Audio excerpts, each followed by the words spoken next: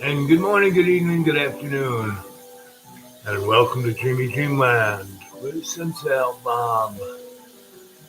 I am your sensei. So, a little prayer for the morning.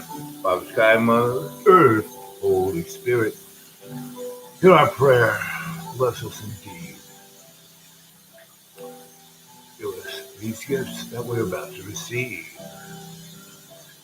And every day and every way, let us take the peace of the earth and make it stronger with love's co-creation. That is our reason for being. So, it's time for breakfast. Our raccoon boy may or may not walk through that door.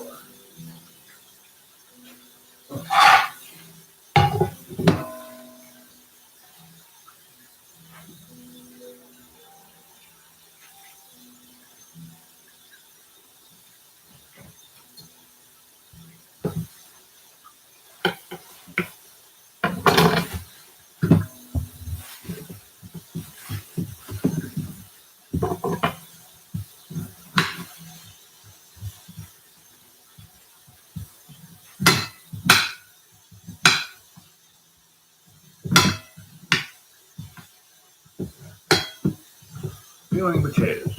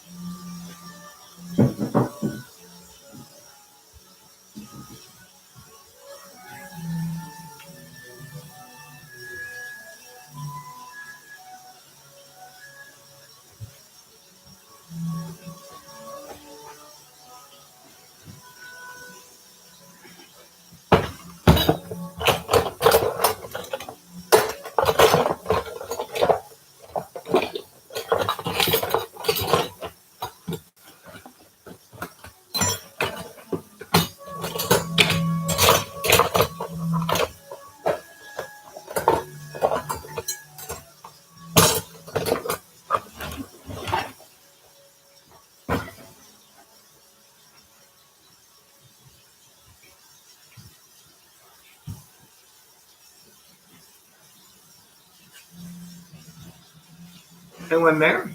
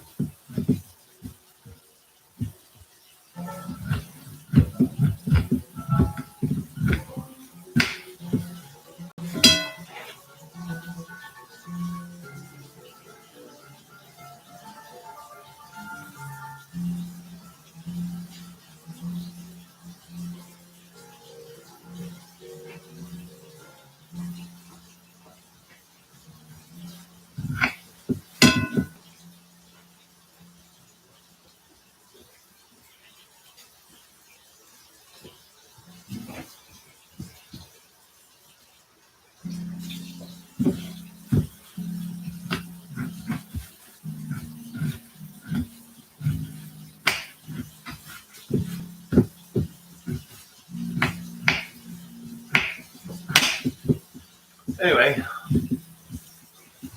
here we are, 6-7 minutes into it. And morning is when you leave your dream state.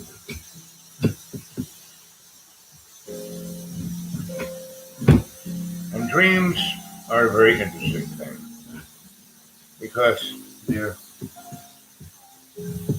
like that bewitching element. It brings the different component parts of who you are. You know? It's like those creatures out of a Midsummer's Night Dream.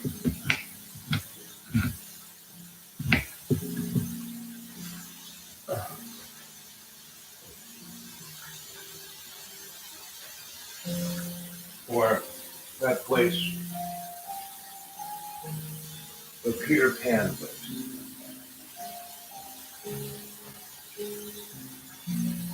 And your subconscious is the creature that laws over you in dreamland. There's dream time, dreamland, and dreamy dreaming. And dreams.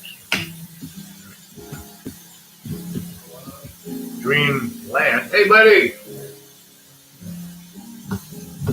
Hey, have you ever You want to go to my peeled potatoes? maybe. You want to go to my parents' house? Sure. Uh-huh. No problem. Let's go. Did you feel alone down here? What? Did you? No, I'm fine. You want to go to my parents' house? Yeah, I'm good. Yeah, sure. Not this second, but yeah, sometime today, sure. What time do you want to go? Sometime today. Okay. Yep, You sounds can good. just leave my car there and drive home, Okay. and then we can talk to them and see how things are. Well, we go down with my car, right? And we go to your parents. I'm also going to go shopping Where? everywhere. What do you mean? I have to go to Lowe's. I have to go to Home Depot. I have to go to Walmart. Well, you can just leave me at my parents' house. Okay. I don't want to go to all those places. Okay. I'll do that. We can do that. I'll just stay at my parents' house and get home. Sure. I can do that. Yep. Sure, let's go. But first, let me do what I'm doing. You want to help me cut potatoes? How? What? Just peel them and cut them? Yeah. Like here. Okay. Okay. And then you take potato. Okay. Right? You take one of these Okay. that I've washed. And you do it over here so all the skins are here. I got it. And you just do it away from them. There you go. Oh, yeah. There you go. Oh, yeah. Okay. Okay. Hi. Oh, man. It's filming me. It's filming me. Yeah, it's coming. Can we film a low angle? Huh? Can we film on top of the refrigerator? No, looking down? this is it. I'll take them out of you. I'll take you out of the picture. So dreams, what are dreams? Dreams are this place where you don't have control. It's a place where your subconscious rules. And depending on your mental position, place, location at any time of your subconscious. Your subconscious is the I found when I was doppelganger of your really godly and good, my dreams. Gobbly? No, when I followed God and Jesus and didn't sin, Yeah. I didn't fornicate and stuff in my dreams. Or didn't even have any of those bad dreams. And then, I dream about being with Danica and maybe holding hands or something like that, instead of having some dream of being with some woman. Do you have dreams with being with some woman? I used to when I didn't have as much control of, when I wasn't. Well, weren't they fun? When I sit. When I have a nightly emission, I think that's fun. I think that's a gift from God when I'm pounding some pretty babe. Well, I found when I was really, really good and kind and only thought about Danica and didn't think about sex as much, then I might have a dream with Danica, and I may even kiss her on the mouth, but I haven't had a dream about having sex with Danica, I think, for a while. I don't know, but maybe I did. But I don't know if I'll ever be with her again. I don't know if she wants to be with me again or what. But I noticed when I don't sin as much, then and what is sin? Then I'm bet my dreams are better too. What's sin? My subconscious is more like the way I was in real life. And whatever that. What is sin? Sin? No. Yeah. Sin. Fornicating. Like that's one kind of sin. Where do I put this? That. No. Wait. You got to do this. Cut it up in slices. Okay. Another one. I went to Idaho. Got a good potato. Yeah. I went to Idaho. Got a potato. I went to Idaho. Got a potato.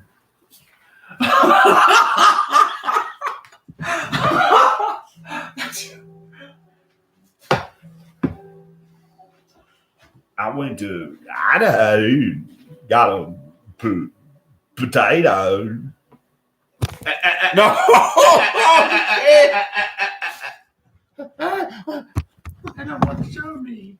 Okay, don't show you. I mean, if you didn't want to show you, why did you get right in the frame? Because it's like a low. And why did you go, hey, why did you do that? What's so bad? You got to be in really good shape to not have a fat neck or from a low angle. Or wear a scarf. That's what Amelia Fart does.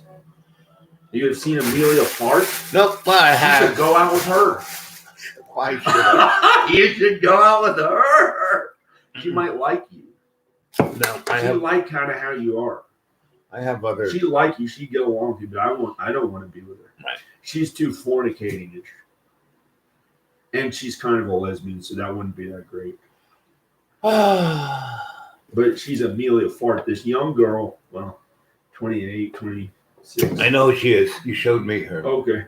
So I've seen her. She's like Heather, but she looks she's good. kind of plump. She She wears very feathery clothes, So. Yeah, but I don't know. Well, she's just who she is. And that's the good thing about her is that she is, don't worry about that. Just take the skin off. I'll take care of that. Oh, you did a very nice job.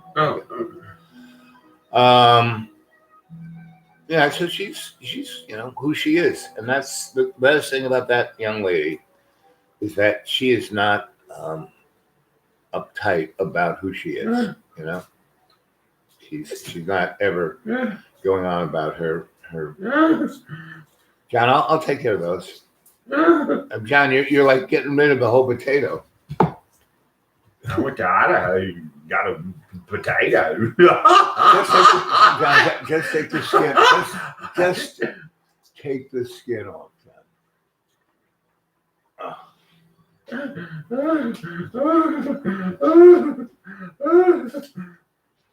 Okay. Just take the skin off. I'll do the rest. It's on the floor. It's not a disease. It's a mark that something on it.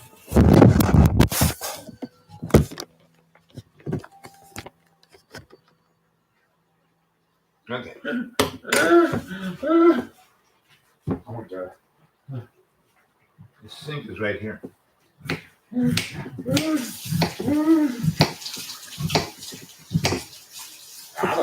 Got a potatoes.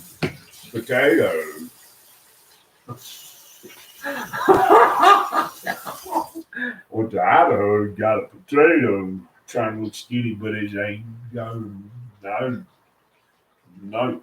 He tried to look skinny, but he didn't because he's too strong, but it was kind of fat looking too. I admit, because this is George Bush, got a little kind of penis.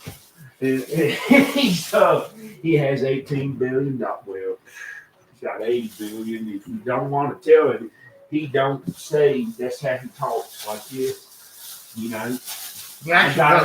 He got a great idea in the year 2000. In the year 2000, he was like, let's blame all the minorities with a big nose and a big black beard and dark skin, and say all those people from the Middle East, they're the bad guys. What are the ones that look like that? The hook nose. I never had that. I've been little George Bush and never had it. I don't like that. I met somebody who said that one time, the Southern person, but he was nice and he got along with Japanese people. He said, I don't like those people with the big nose. I just don't like them. And then he worked for Puff Daddy and he said, what an awful family. He had sex right in front of his children. He was just really bad, disgusting person. I think they want to say that black people and gays are the worst of the worst. Everyone is who they are. I don't know. It's stupid. I am not. No. No. I don't know. Maybe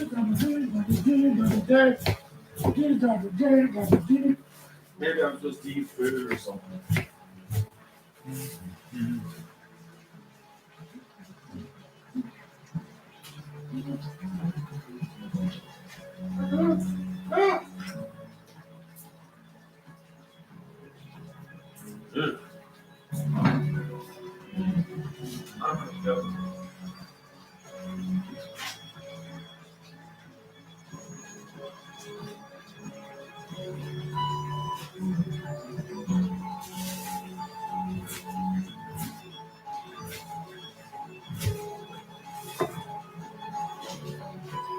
Hey, John.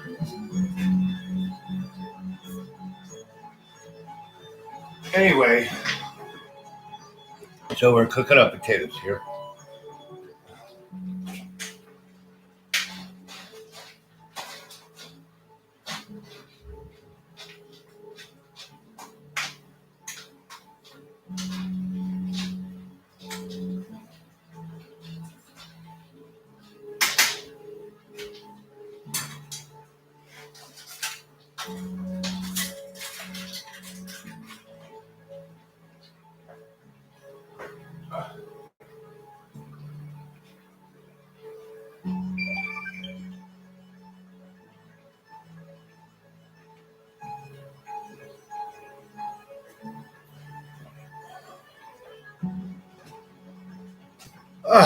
Oh, there we go. We got some folks here. Oh, let's see. Who have we got? Good morning.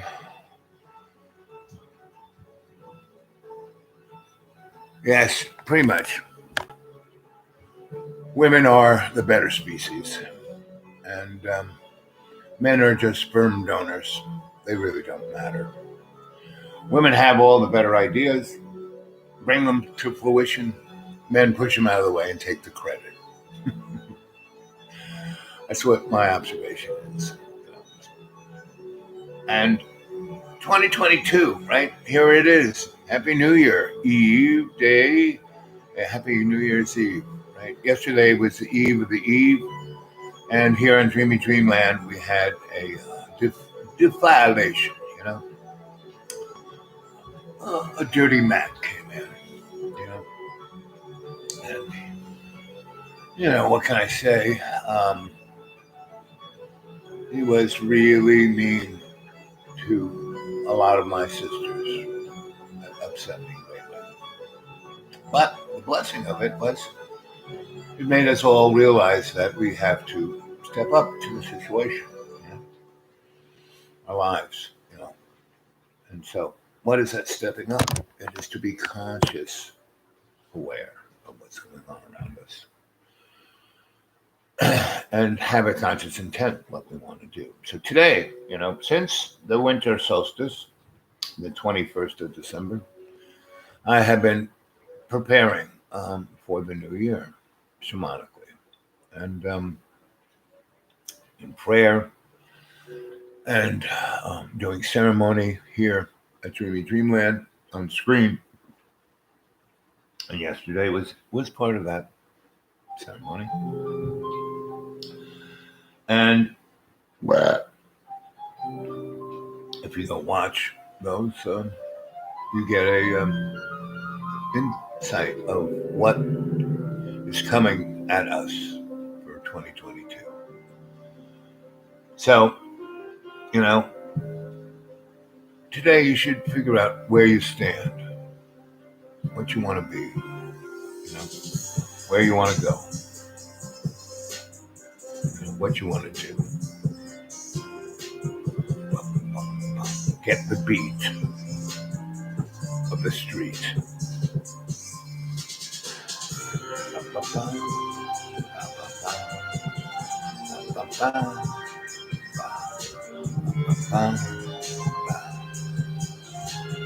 Oh, I'm trying to lead by example by not drinking coffee. Like John's up there drinking coffee, at least, or caffeine of sorts. So,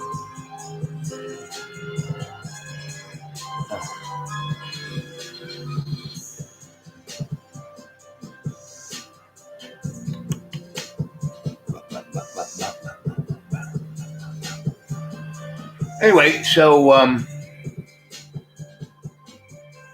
here to say that in every day and every way, let us take the piece of the earth and make it stronger. I'm here to listen. I have 2 ears, one mouth. And we should do more of that, listening. And we shouldn't ever judge people. Puff Daddy, I don't know who he is. I don't judge him. I'm here with John, And John, I don't really judge him. I care for him. And I hope that by my being here will unstick him. Right now, the world is stuck between the Aquarian Age and the Piscean Age. Piscean Age ended in 2012. The inertia of the Piscean Age kept going, pushing us against the wall. And as I was describing dreams and dreamland, so channel here is Dreamy Dreamland with Sensei Alma. Right? So it's like going through dimensional dreamy dream land, right? And if you look there's a word about let us see our friend. Let's play a little of this. Da, da, da, da.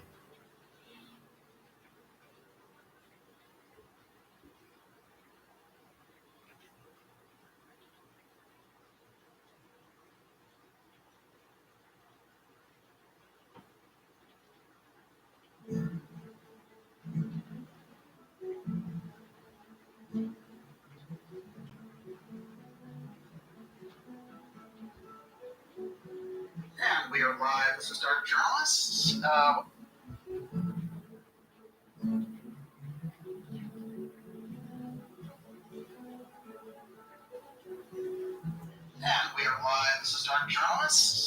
What a fantastic crowd we have out there in the ideas room already. And I know Kat Goyd is out there running the ideas room tonight. And we're going to, tonight's going to be a nice special report. We're going to do about an hour here on this kind of preview of things to come for 2022. And that includes the new NASA religion, of course, and COG action that we want to get into tonight. Of course, next Friday we'll be back with the X Series episode, and Miss Olivia will be joining us for that. But she's going to wish you a very happy 2022, as we all do here.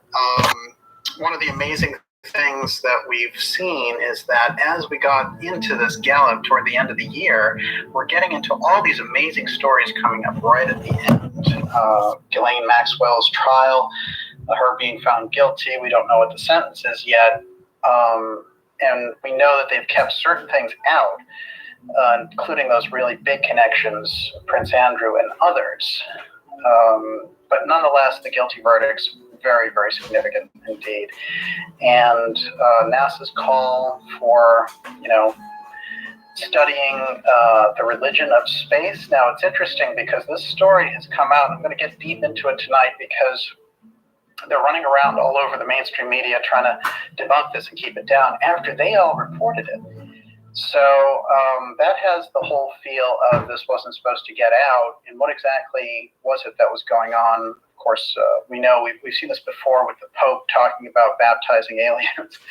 So, it's not exactly that much of a surprise. However, the creation of a new origin story for humanity is a major theme here on the X series. People like Gigi Young and Joseph Farrell having got into that. So we're going to look at it through new eyes, this unusual story. And we're also going to see what the big flip-flop is on that. We're also looking at some pretty major moves on the government side in relation to the ASRO and the Space Force. These things are particularly interesting because what you're going to notice is these are the kind of superficial public battles that they have while they keep the really advanced work that they've been doing around this for 75 years completely off the books. So we're going to get into that in our special report tonight. And then we have the whole curious part about Welcome to the X Blackout.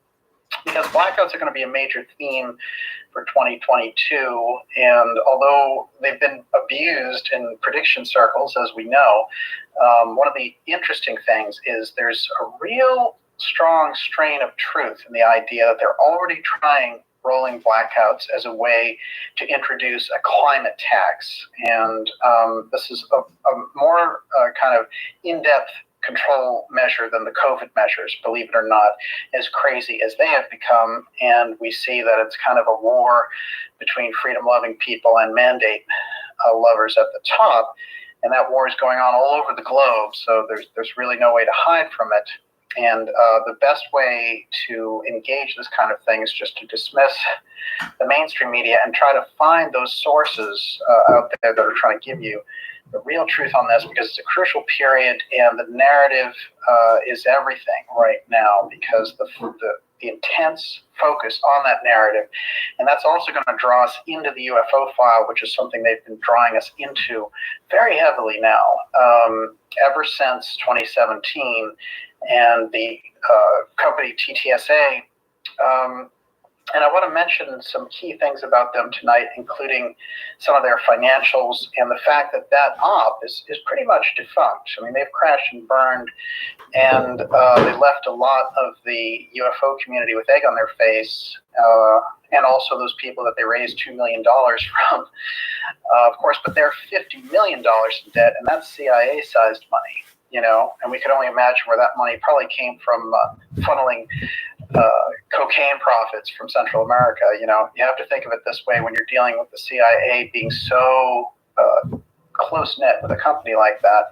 And that's exactly why independent-minded communities who study alternative research or the UFO file need to stay far and away and should just draw a clear line in relation to this. As we've pointed out in this program many times, most of them did not. And I think if they were going to make a New Year's resolution, it's kick the CIA out of the UFO file research. You're going to see that research splinter now that the mainstream has adopted it for purposes of promoting a threat.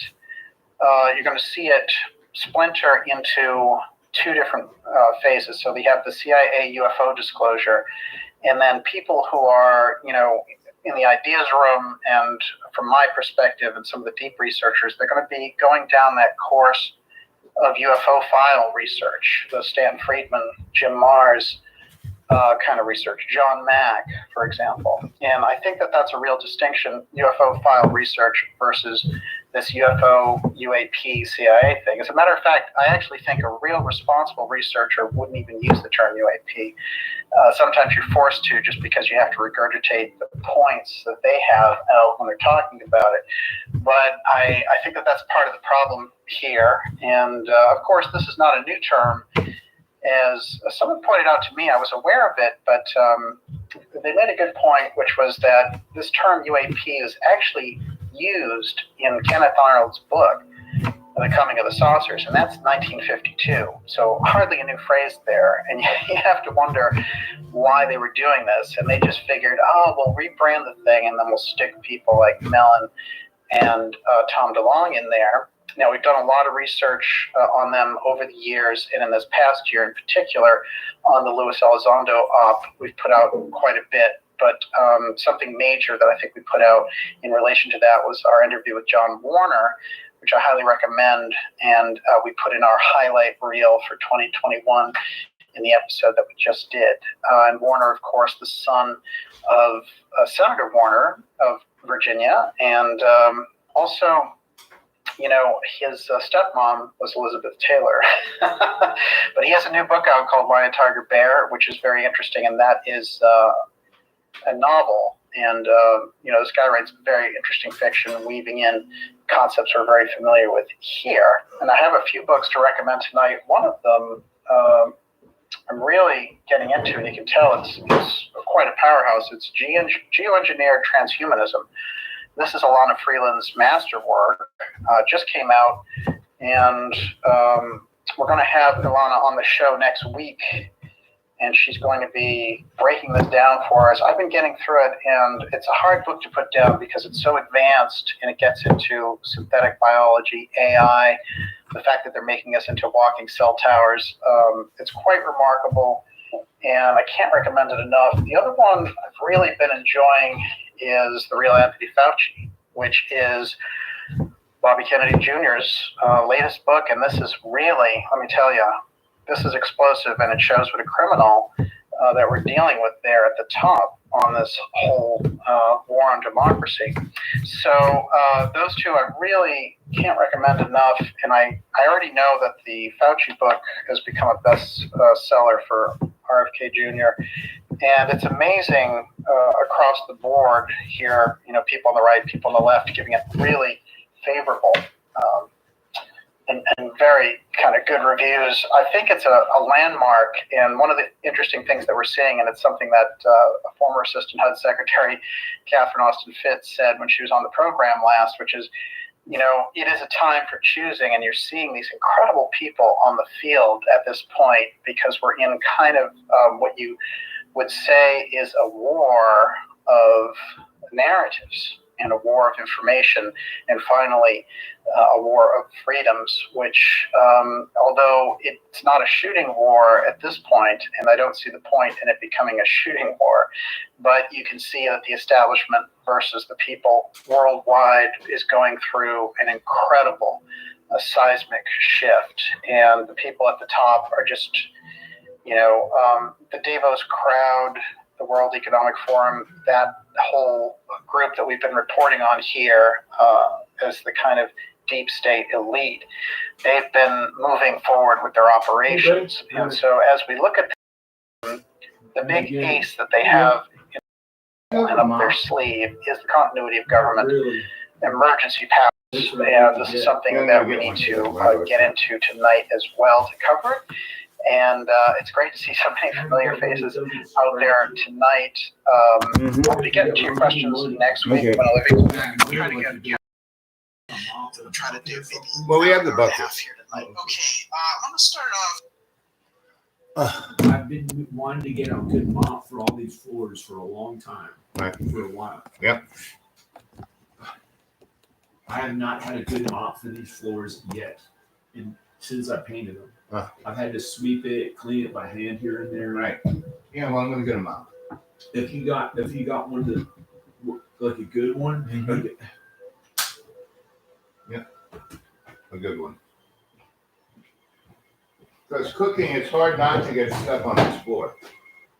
So, and I can sweep it really well before it's mopped. yep, that sounds like a good idea. That'd be amazing, but then you don't want to slip on it. Right. Well, You gotta do it so it dries properly. yeah, well, you walk away and don't walk on it. So you got up early this morning. What time did you wake up?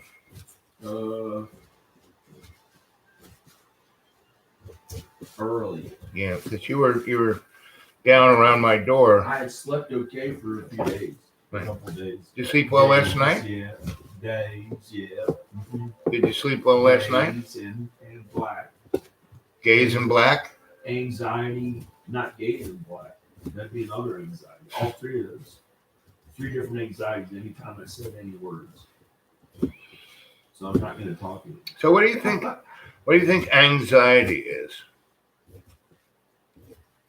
Telling you, try to put you in your place, like an angel or something, putting you in your place so you don't talk and you listen or something like that. You know, talking about angels, one of the people on the chat said that you were the people's angel of truth. Me? Yeah. Oh, I'm not an angel. Well, I think you are, John. I mean, we all are. We're humans. No. Our human. That's just our avatar. That's It's just a kind thing. we are not our bodies. We're not real angels. We Angels are. are different. God created angels in heaven, and they're different from a human being. They're supposedly in heaven with God. So why are And, angels and they may come down to earth to help us or something. I don't know. or have sex with us? No, not have sex with us. that I know of. The Nephilim. Yeah, they came down. They were angels that came I think down. they sin a little bit when they're on earth because of the inherent sin on earth. And then when they go to heaven, there's no sin anymore. And there's like no memory of anything bad. There's like no bad sin in heaven. There's no bad sin. So you make heaven sound like a gated community. Yeah, well, yeah, it is. Yeah. Maybe it is. But you're, the way to get in is by being kind to others and good. Isn't that sounds awful transactional? Because if people sin way too much and they make habits out of it, they become a wicked person, Mm-hmm. then those wicked people will be destroyed in the lake of fire. Oh. So why would God do that if he's all loving? Because God is really good. I mean, he lets those people kind of enjoy it on earth a little bit. Mm-hmm. And then when they are destroyed in the lake of fire, Yeah. some of them, I think there are various levels of hell, not hell, but suffering in the lake of fire. The lake of fire is hell. And some of them burn right up, I think, and no longer exist anymore. And there's not that much awful suffering, like maybe a few minutes or a few hours or something. Well, yeah, If they weren't that bad. that lake of fire is And not it's often almost like all in eternity. Iraq when our F-10s drop napalm on children. Isn't that like a lake of fire? No, they dive so fast, or they die in a few months. It's not like real hell. Hell is real. Oh, so I mean, the stuff that they do to people while they're still alive in their second life. you they mean feel war and and like- That's pedophilia not as bad. and That's not as bad. They might die from it or suffer a little bit, and then it doesn't happen again for a long time. Or it's not as bad as hell. What they showed me of hell is really terrifying. Who's I mean, they? it's way worse. Somehow I was able to see it, right? like what they did to people and stuff. They could keep them up. They keep them alive. They stayed alive like maybe forever, Mm-hmm. and the suffering and torment was unimaginable, way worse than any horror movie. But now looking back at some of those horror movies that they show, some of that stuff's kind of scary. Yeah.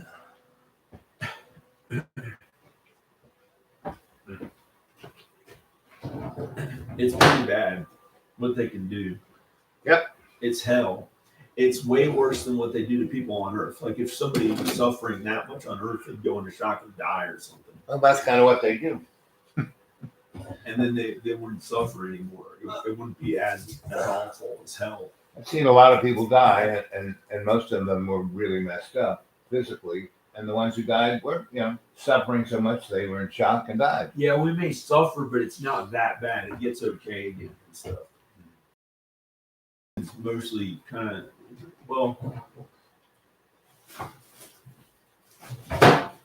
it's not as bad as real hell. Real hell is really terrifying, scary, terrifying, horrific, unimaginably horrific is what it's really like. Unimaginably, like, so awful, the suffering. Why would God do that? Why It's would so God do fast that? that every waking moment of it is some new horrific thing. It's unimaginable how bad it is. I mean, it's bad. It's way worse than what they can do to people on Earth, from what I was shown of it. And I think God or Jesus allowed me to see what it was, and it took years to figure out. Oh, that's how they describe hell. That's how they talk about hell. That's what it is in the Bible. In the Bible, that's what hell was that I saw. I didn't know what it was, and I was really worried and scared and afraid I was going to go out to the woods away from society and make videos and get big on videos on my own, or with loved ones, of course, trusted close loved ones. Of course, I wanted to be with a wife and my kids, and it ended up this way. You were the only one who I was that close to once I moved out to the woods. And instead of working on videos as much, I also really had to work in this house a bunch. And that helped me make more money because the videos didn't get as big as I thought. But it wasn't like, it was okay looking back, but it was, I don't know how I made it. Some of the work I had to do on this house, no matter how I felt. But it's your house, John. You didn't have fun working on your own house. You didn't have fun. Well, 20%, 18% of it was fun or something like that. The rest of it was, most of it was like, gosh, it was just not easy. That's not easy. No, I mean, who would want to some job that they never wanted to do that kind of work in their life? But it's for you. You fixed your house the way you wanted it. The first 2 weeks of that was kind of fun and enjoyable, and then it was like I was still doing the work, whether it's here or some other house, and I just happened to feel a little more comfortable because it was at home, but I could not stop. And the long hours I had to work on it to make up for when I wasn't working as much other times. I don't want to talk about it, but it was not easy. It wasn't like a regular job that people go to and work 5 hours a day or something like that. There's something like that. But it was like, Yeah, but you were doing it for yourself. well, there's a fear constantly driving me that would not let me go 14 hours a day, sometimes 18 hours a day. It was an awful feeling. And it went on for like one time, long periods of time, 8 months, a year or so, whatever it was. And then finally I got to not do it anymore. But it was like something that I would not want to have to do again. But I think if I do it again, it's not going to be the long hours. I may just find, do it by some miracle, will be okay again. So some like regular way. Yeah.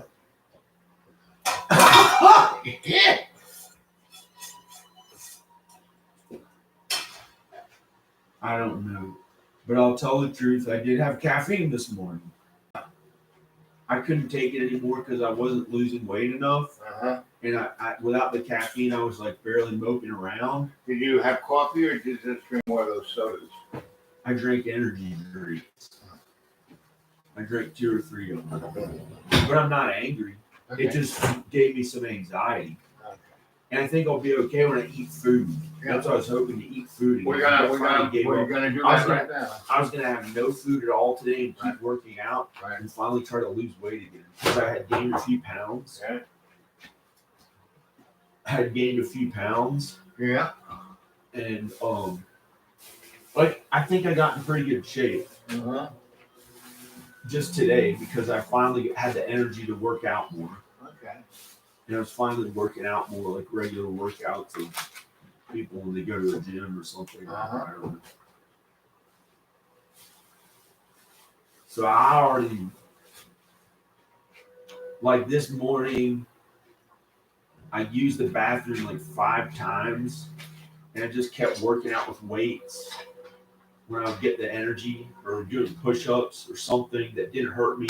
When I got out of the shower, it was warm. Mhm. I had the energy, like I had calmed down my the joints and stuff like that. And then I did like tons of push-ups, more than I had thought in one set. I did 60 in one set. Mhm.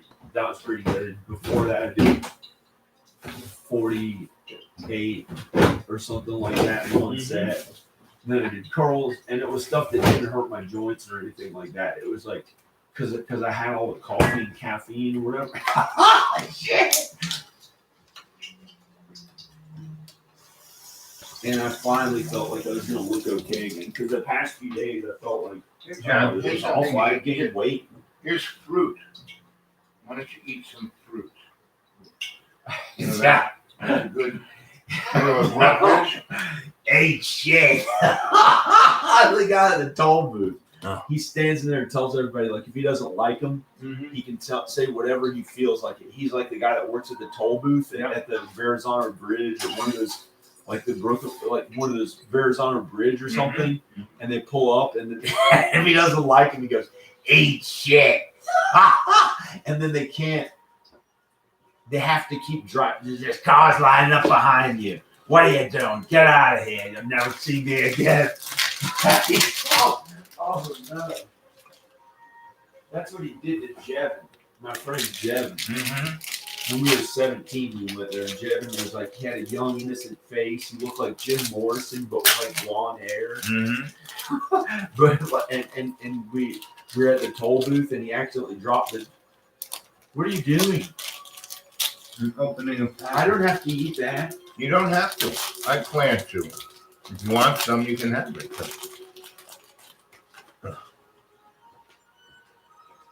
Oh, it's so sad. Well, it's not as horrible, but it's. I have these obligations. Well, I have to think. It's not.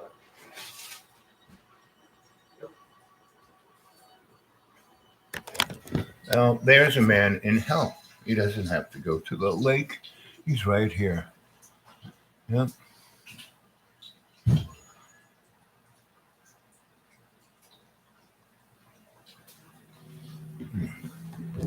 Let's see what you're saying.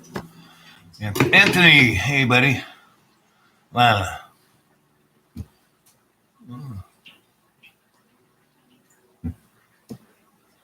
Let's see. Yo, Bobo. Anthony. Hey, Lana. Thanks for the message. Okay. Hello, Sensei. Still blocked. Rest in peace.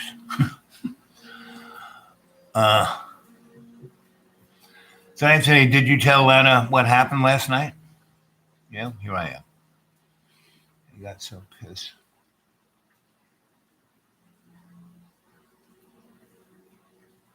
Yep.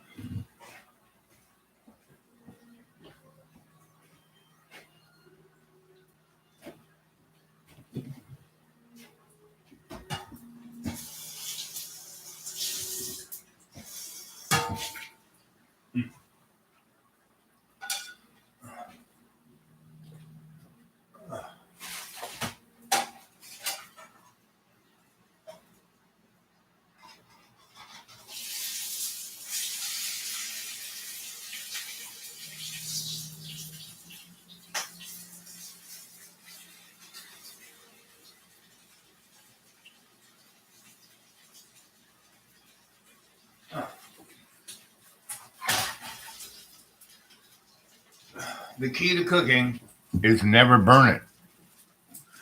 Let's see what's hello. Yeah, I had a good rest. Till John woke me up around 7 in the morning, talking to his cell phone in front of my door. Yep.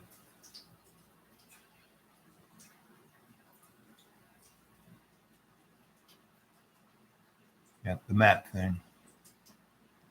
Yep. Anyway, so as I was saying last night, Lana, that incident was a blessing, and that it allowed us to see, and the cadre, we're like in our own little bubble, right? And why I usually show John vehicles, he is. Anthony, did you call John the people's saint of truth? Because that is exactly what he is. Because that little, when he was talking, going on, that is what happened, or has happened, is happening to humanity's mind and their free will. And then I just played you a little of that guy, Mark Journalism. He really has a finger on what's going on, but only in the material world. Yeah, buddy? What are you doing? Have some fruit. Okay, I guess. It's really good for him. I'm making breakfast. You ever film from a high angle? Sometimes it makes you look better. No, I don't care. Yeah. You know, I look the way I look. I have no, need to look like a movie star or thin or, bulked out or ripped. No, that's not what I'm interested in. I'm interested in what are we going to do in 2022. Here it is. Today, you know what today is, John? What? Today is New Year's Eve day. New Year's Eve. Day. Yeah. It's New Year's Eve. Yeah, it's New Year's Eve. It's New Year's Eve. Yeah.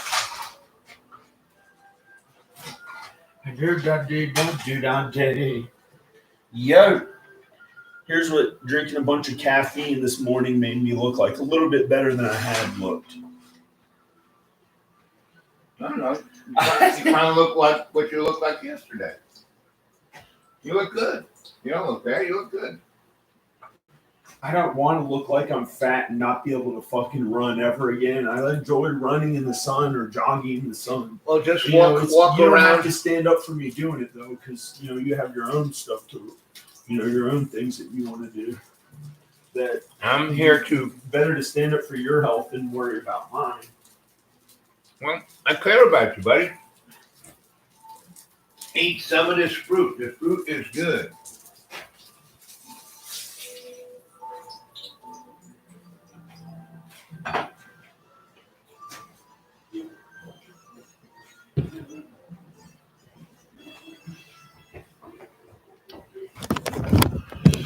So, see, John is the people's saint of truth. He really is. I mean, he can't even eat the good stuff, so he has to eat processed food. No, energy drink.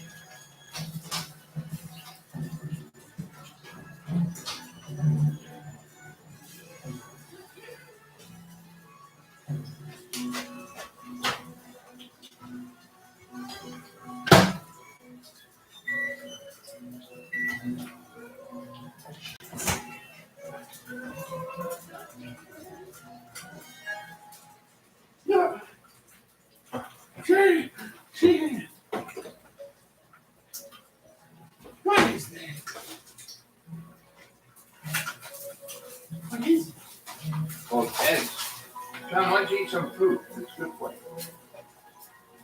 It's that rubbish.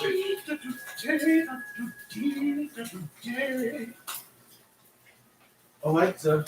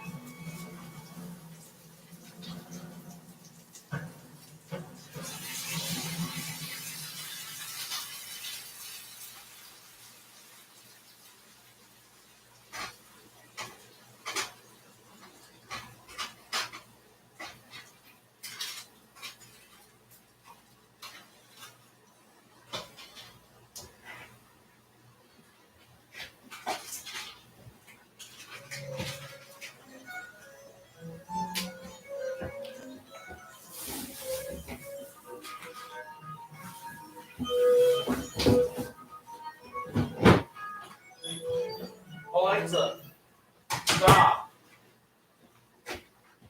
Ow. What? What are the options here? Never work out and just eat food and not and walk around sometimes and not eat food? No, you can work out. Is it wrong to do? No, of course it's not. But it's wrong or inappropriate or not good for you to focus and be totally possessed. What's present? Why would you be possessed? What if you're working at some goal? Well, you can, working at a goal is fine, but the thing is to be a little more balanced about it instead of being, and I'm not saying that you're not. I'm not saying that you're not. I'm just saying this isn't about you, John. What I'm talking about is the human race not being so focused on things. They miss having a life. They miss, Don't constantly work at I walk around a lot because I have to. Because if I don't, I kind of freeze up.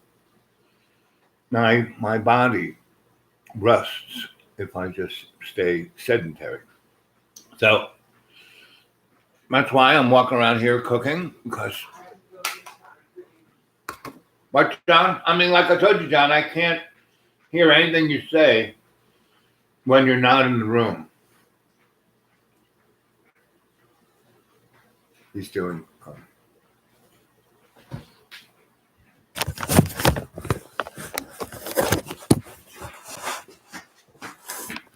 Hi. You look great, John. You look great. You look great. You look great. Keep doing it. Feels like it's hurting my body. What is? That you're filming me. Well, you film me all the time. This is what you do to me. What am I supposed to do? Just eat more food and become a little heavier? No, John. No. You know, no, you run. Go run. But I haven't seen you running at all. You just. I'm a little too heavy. No, you're not. That's why. Yes, even now I'm a little too heavy. All you have to do is walk around the path up the hill. That's all you got to do. I mean, long distance. I can run a short distance. Well, not even run. Just walk. I can maybe run a mile. You don't have to run a mile. Because I've had caffeine this morning and haven't had any food. Right. If I ate food, I couldn't run a mile. I couldn't run that much without hurting me. That's how borderline my weight is. So You look fine, John. if I ate a little food, then I wouldn't be able to work out that much unless it was weights, which doesn't, at my weight, I can't be running a bunch. So why don't you go run? Why don't you go run up the hill? Why don't you run up the hill, or walk down the road? Or just do the circle around the house. Well,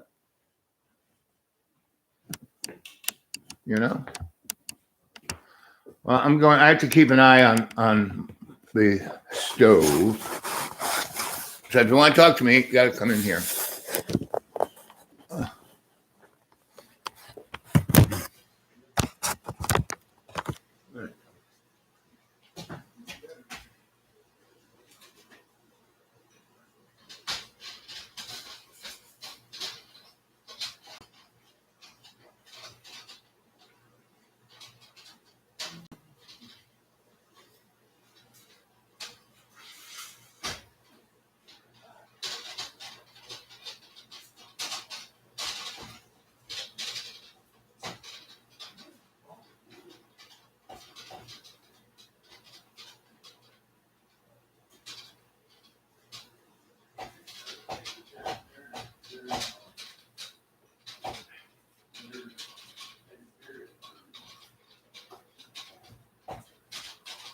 I can't hear a word you're saying, Jeff.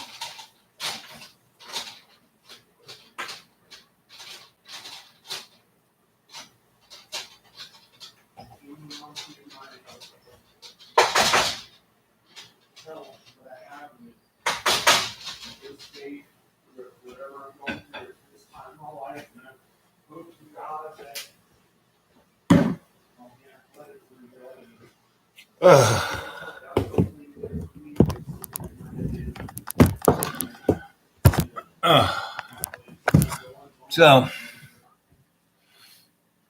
it's been an hour. Bye, dear. I'll see you guys later. Maybe Show 5 will be there. Okay, I'll keep talking. So, here's a nice breakfast. Eggs and potatoes and a bean burrito. Right? And, that's kind of all I'll eat until tonight.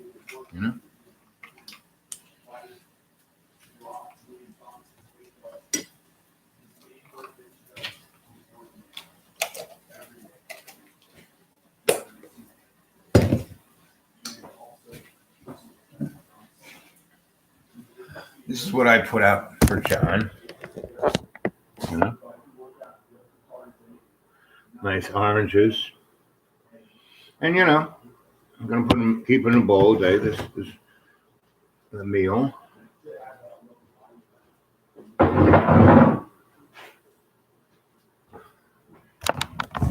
Hey, John. Do you want? John, do you want to have breakfast? But you know, John, if you eat, your metabolism goes up and your nerves back. You starve yourself, your body goes, metabolism goes way down, and that's how much you're not really fast. Have you heard of fast? Yes, that's kind of for you. Yes, that's what fasting is. No, I didn't. No, half of the calories a day. I had some days I had 1,800, some ones I had 1,000. Half of the days I had 200 calories. Well, we're going to control exercise where you go eat good and you, so Ramadan. You know what Ramadan is? Ramadan. You know what it is? I don't know. Well, Ramadan is a spiritual practice done by Muslims during the year. During the same time, all our holidays. And so what they do is they don't eat when it's coming up. So they let it have breakfast before sunrise, and then they have dinner before sunset. And that's not good, right? So, and in that period where they don't eat their food, they pray. And they pray for cleansing of themselves, healing of themselves and their family, and having a more godful life. So that's Ramadan. That's why I think it's possible for someone to get into heaven. Everyone gets into heaven, John. Everyone. Yes. That's what the Bible says. Some people will burn in the lake of fire for all eternity.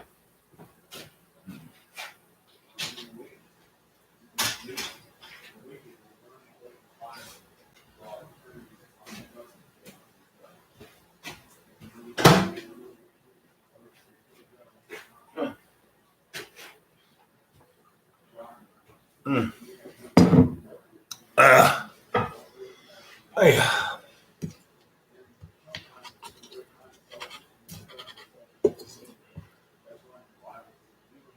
Anyway.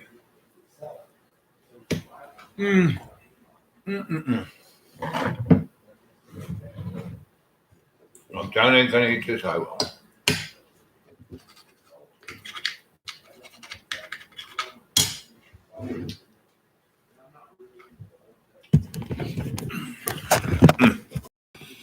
None of it there. Holy moly. Well, this is John, the people's saint of truth. Jesus is the one who came down and got that book written, and he didn't sin at all. Hi. Jesus did what? Got the New Testament written. Now, you know, there is the Greek Orthodox Bible, which Jesus actually wrote in his own hand, not letting other people write. Orthodox Bible? The Greek I've never heard of it. Well, go Google it. Unless it's one of the Bibles or New Testament or something that like the King James or something. No, it's not King James. It's antithetical to King James. King James is a comic book. No, it's what the Holy Roman Empire wanted to sell. The King James is not a comic book. Yes. No, it's not. Yeah. That's the Bible.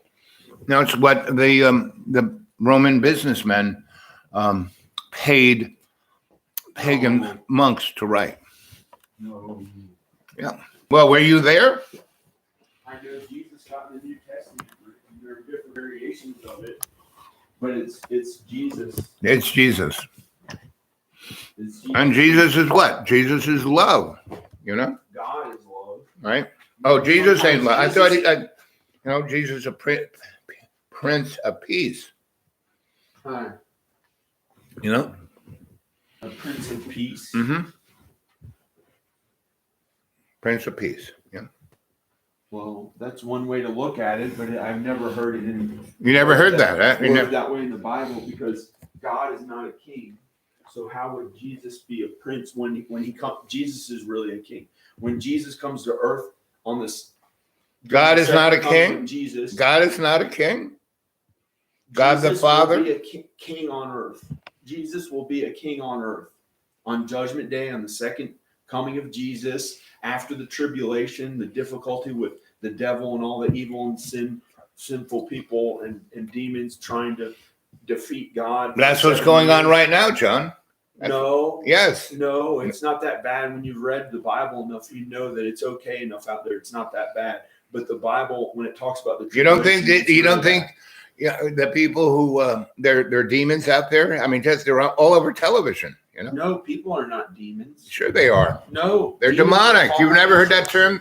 They're demons are demonic. fallen You know, angels. that's the Catholic Church has exorcisms to drive That's the demons out of controlling- people. That's demons controlling a human being. Right. They're still a human being. But they're doing demonic acts. A demon and the devil can control human beings, so they act almost just like the devil. Mhm. It's really scary. That's why they can like the Illuminati and stuff, but they'll still die a regular. Illuminati is nothing, John. Just a bunch of guys having fun. They're not really the scary ones. Ooh. So, here we are, New Year's Eve. You know, John should be praying and preparing and talking to Jesus about 2022. So, hey, Jesus, what about 2022? What's up? Let's see, Jesus, I'd love you to show up here on the chat. Well, we're down to 6 people. But still, that's a lot. I'll go back to having my breakfast and reading what you guys are saying. If you guys would print this stuff in, capitals, I could see. Man, that looks amazing. Yep.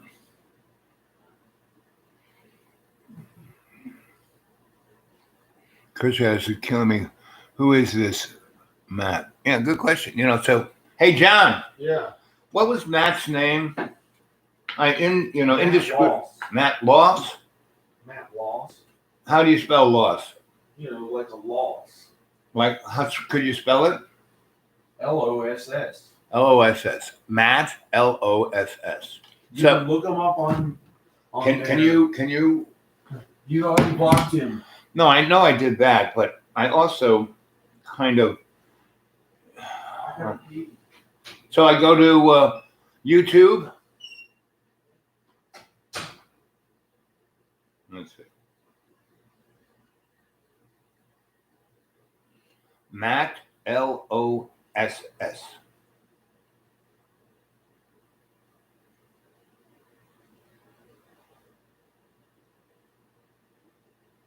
It says Matt Loss, financial advisor, Edward Jones,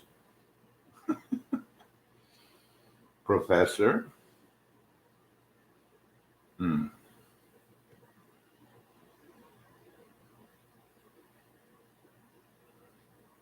I don't think this is him. It's how it spells his name, but Washington Road Street, 102, Augusta, Georgia, 3099. Oh, there's his phone number, 706-738-2983. I don't think that's the guy. That's his picture, and this is Matt Ross, but I don't think that's him. And a lot of people said it was John, but I don't think so, because the night before, when Matt first showed up and was seemingly, benign, John was on the chat, so he was down here talking, and Matt Ross showed up. So I don't think it's him. I don't think it's the Canary. John, you want some food?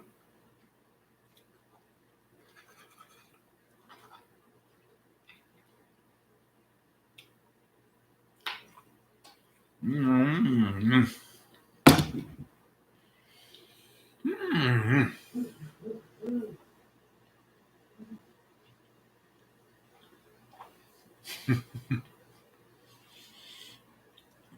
That sneaky little cheeky. He put the phone there and walked away. I mean, Conte does the videotaping without me knowing it. and then goes up and edits it into something that's not really representative. That's kind of why I've been videotaping them, to show them how it feels. But here we are, 2022, and that's the real point of the day. And all this other stuff is kind of irrelevant. And the event of last night was thank you, Lana. And that thing, well, 2 days ago, John and I were doing a live chat here, and this guy shows up. It says, "I want," and talks to me. "I want to buy John's, house." And I said, "Well, that's great. Talk to John. Here he is." He went to talk to John, and hey, John. So I look up this Matt Roth guy here, right? What are you doing? Let's go see what John's. Click on the flag and click block. Right? No. The block thing, he's blocked. I just want to go look at his channel and see what he's talking and looking at. If he's blocked, you may not be able to see him, or you may. I guess you still can. No, I can see him I can see his shows. I can't take part of them, but I can watch his stuff just like you can watch this. And You go to Matt Loss. You look him up on there. yeah, but I did. You go to search and look him up. Yeah, look. Click on the one that has a blue end, a white end with a blue background, and circle as his icon. Can you do that for me? Can you do that for me? What? Can you do what you did? Go to search. No, I can't do it. I already did it the other time. I'm doing something else. Come on, John. I always drop everything for you. I'm always here for you. I'm always doing everything for you. You can't do that one little thing for me.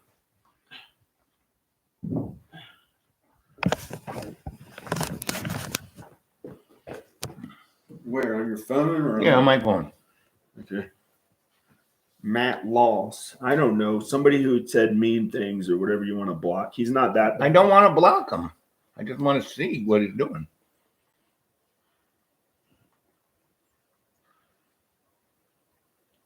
See, that's not him. Filters. Go to filter. Type. Channel. Is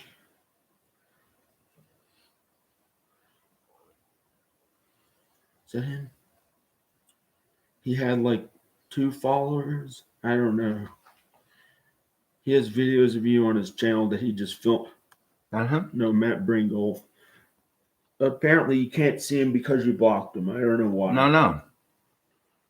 He was there. I don't know why. I went all the way to the top, and it doesn't. I don't know why. It doesn't show because you blocked him or something. No, that's not it. Because we blocked him, and then there he was.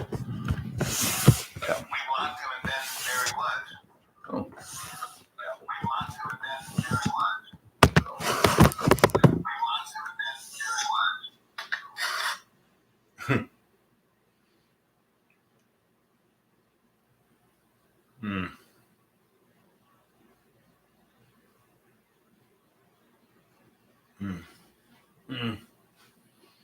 Anyway, in Atlanta, the real deal is Matt is like the boogeyman, right? And you can do one or two things with the boogeyman. You can be scared of the boogeyman, like John is scared of everything. And that's why I'm here. I'm trying to help him. We're going to go downtown, right? And we're going to see if we can deal. He wants to go see his kids. I want to drive across the country. And, again, like I said, Lord said to John was the people's saint of truth. Well, it is so, that's what he is, again, kind of the canary in the coal mine. So,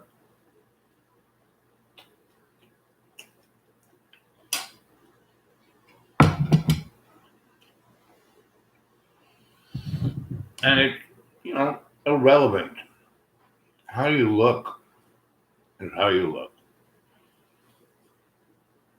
You know, I just wear clothes I buy at the thrift store because I can't afford anything else. And I put on what's clean and doesn't smell. And but there are times when you have to put the suit on, and I do that.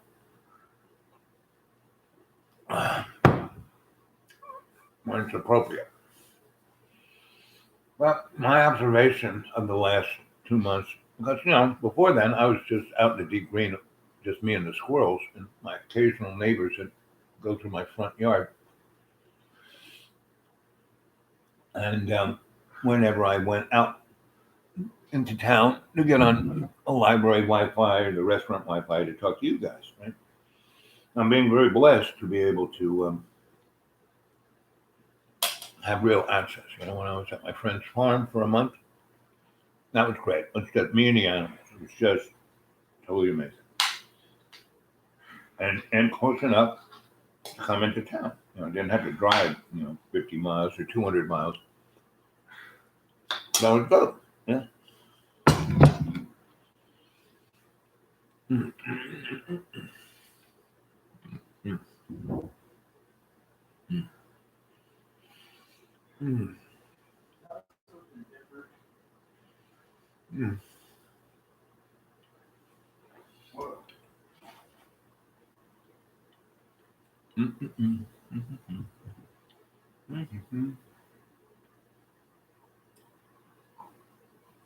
So this is every moment of every day you take, and you are clearly aware of what it is, and you have clear intention of what you want to do with that second. Instead of doing rote stuff. So John, why'd you run up around the hill? That's where God is, you know. It's where nature is, and it's really strong. That's why he doesn't go up there. Why he hasn't been up there in the last 2 years? You know, if he really wanted to, that's all you really have to do is walk. Well, why I'm in shape? I walk a lot. Where I live, I kind of, planned it out where, to go from my man cave to the lodge to the Holy Sacrament. It's about a football field's walk to each. And to go from one end to the other is like 2 football fields. And my garden in the summertime, there's another football field. So summertime, I'm walking 4 or 5 football fields an hour, right? And just walking. I don't run, I just walk. And it exercises my legs, my knees, my everything. Right? So in November, I went and saw all my fancy doctors, and they're amazed I'm still alive. And they're amazed that I can walk. Because I have, I used to have to walk with metal clamps on my legs. But who's this person? Verbose. Believe in Your Vision Productions Official.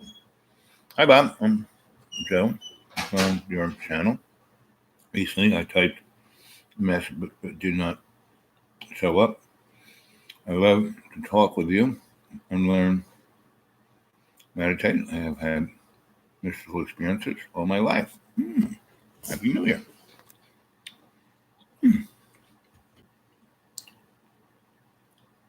Well, you came to the right place, right? So I will say to everyone, believe in your vision production official. Let's see, just B, I think I'm going to, that's a mouthful. So B, how about B? I like that because I think being encompasses all what you just said. No, esoteric. Good to see you. I'm feeling high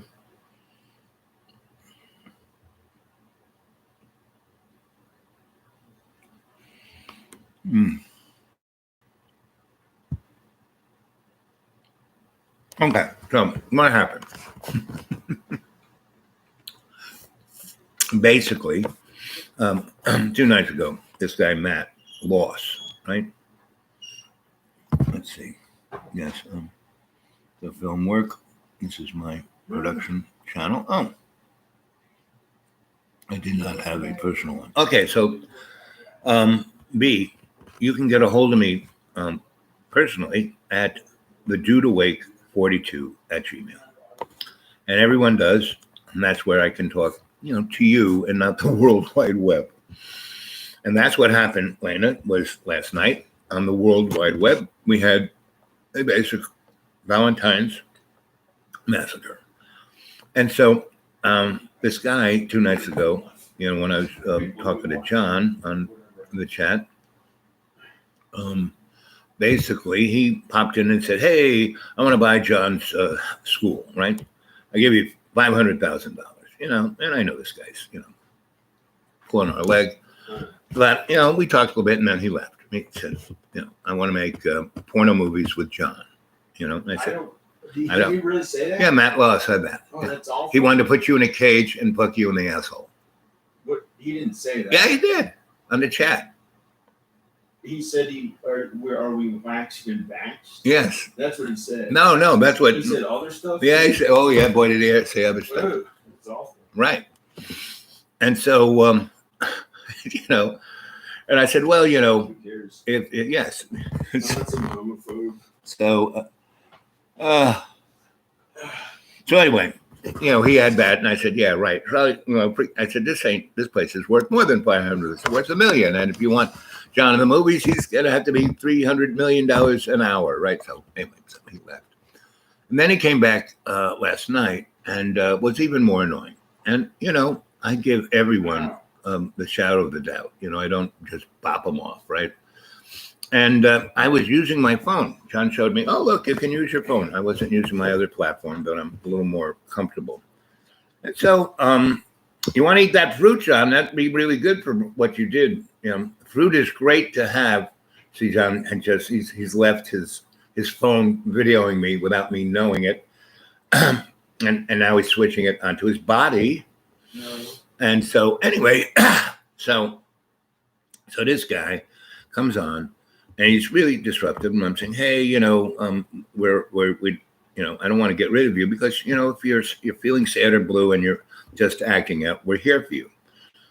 Well, he's done his homework. He, went, and that's why I want to Matt, Loss. And, I can't seem to find him, but John found him like that. And now he won't do it. Right? Oh, you blocked, I know that you can block people from, appearing on your channel, but you can't block them from watching you, right? So for some reason, John doesn't want me to be able to see this guy because maybe John Birmingham is Matt Loss, but I don't think so because Matt Loss was talking to John and I at the same time instead of, typing away. Now, a lot of you said, oh, it's John. No, it's not.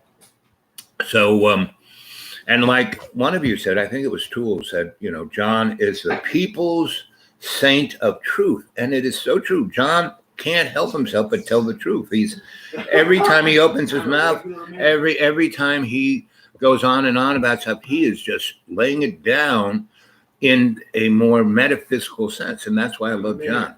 He is the people's saint of truth, and that means not God's saint, but the people's saint of truth.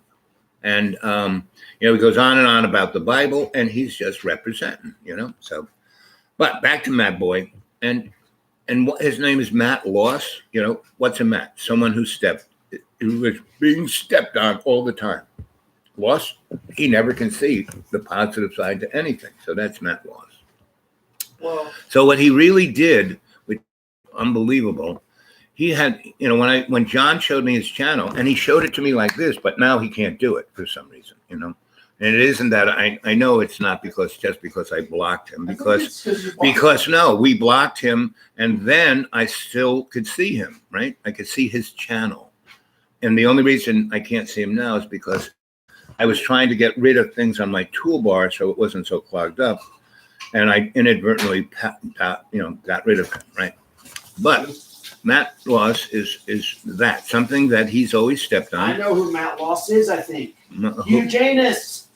He's Hugh Janus. Who else would make videos of you and show stuff? He changed his name and started a new channel. Who's It's gotta be Hugh Janus. I don't know. He had all these videos about you. Okay, really? I didn't know that. Yeah. Yeah. So anyway, when I looked at Matt Loss's channel, it was like he had a shrine to me. You know, it was like really, Hugh Janus really. has a real, not a shrine, but he has like 100 videos all about us, or 80 or something. Okay. So anyway, what Matt did was he watched a great deal. Yeah. John, yes, right there. Good old jolly time failure. John Birmingham laughing with a fat neck. Christmas time failure, might as well die. You're not a Christmas time failure, John, No. and you aren't defined by how fat your neck is. You know.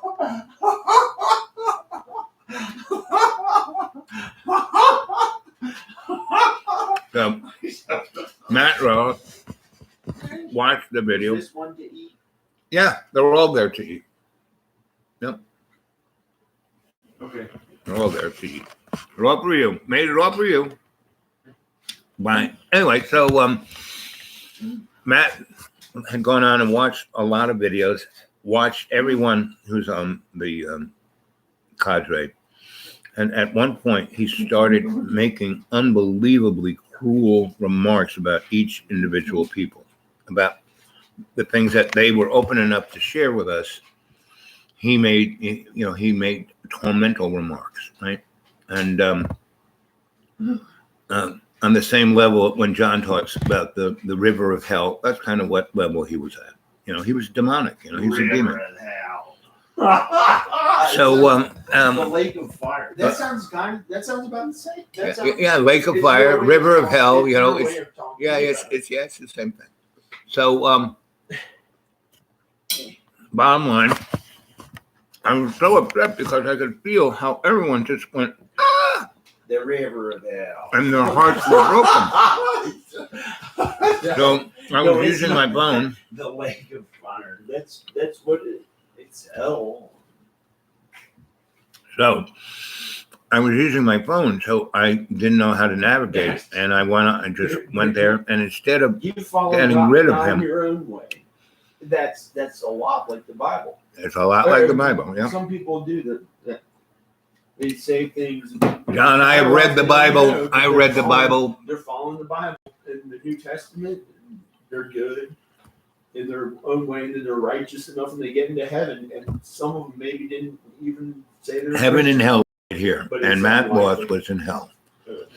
No, but he so hurt so many people last night. I tried to get rid of him, and he, instead of getting rid of him, I gave him the wrench, and then he went and blocked everyone, so no one could get on. So people had to come back, get different names, So and that was very traumatic to everybody, right? And Where's the protein? it's in there. Where's the protein? The eggs. Protein The, good. the eggs. Protein the is eggs. healthy for The anyone. eggs. I think It- anyone. eggs. Besides- Eggs. Eggs. Didn't you get the eggs? I don't want eggs. Well, that was the There protein. are chickens down there. That, They're trying to make babies. They're trying to make a baby chicken. so, I don't know. Let's close the door. yeah, that's a good idea. It's getting a little nippy. No, Yes. nah. It's like 58. That's still a little nippy for me. Anyway, so he did that. I tried to bop him off. I gave him the wrench. Here. And then John was like a superhero. He went bing, bing, bing, found him and blocked him, right? You're a guy And now John can't seem to find bring him. warm weather to the southeastern United States. Oh man, baby, there is a warm weather. No more cold winters. Oh, baby, we're going to have a cold winter. Jesus. We're having ice age. You know, they go Dear on God, about Jesus. global warming. They don't want to talk about the ice Warm age climate. that's We'll heading have our palm way trees, and this David Lee year. Roth will drive around in a Ferrari after he implants his blonde hair again, maybe, and he gets to be like the old David Lee Roth, but he will be old. Right before he died, you get, yeah, and he's driving down the street in a red Ferrari from 1985 in a palm tree, and I paid him $10,000 to do it, or $8,000 to do it right before I died. Yeah, that David Lee Roth in my movie, and then I wore away.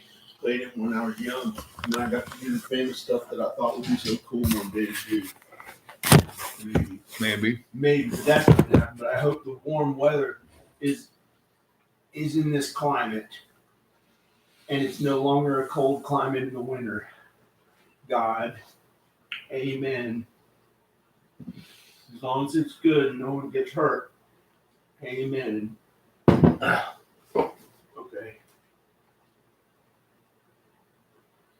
Are these just potatoes and carbs? Oh wait. Eggs, Oh, eggs. Okay. eggs and cheese. Oh. I don't want to take the cheese. Maybe I won't eat it. I'll have the potatoes. No. The fruit. Have the fruit. We don't eat the potatoes. Eat the fruit. Don't go for processed food. Fruit, John. Fruit. Right there. Fruit. What if it weighs me down and I don't even need any food? Whatever, John.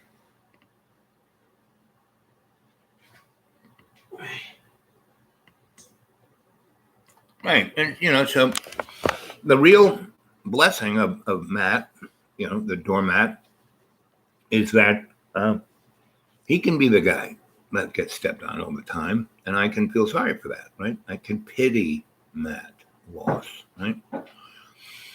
But what he did for us was show that we are a cadre, because it only took about 30 minutes for everyone to come back, right? And come back together in love. And so we had a really great chat last night, right? And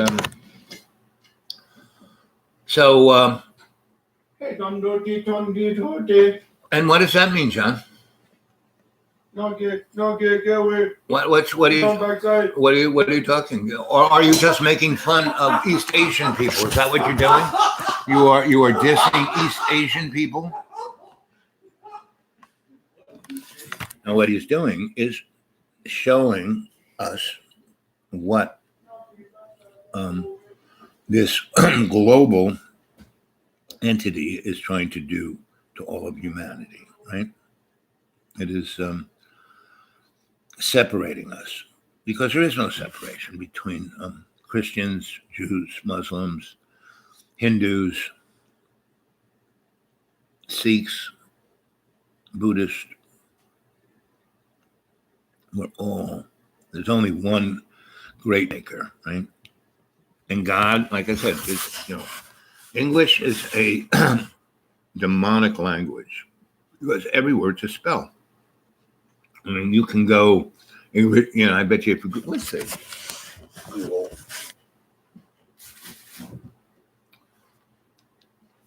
Google. What does Google say?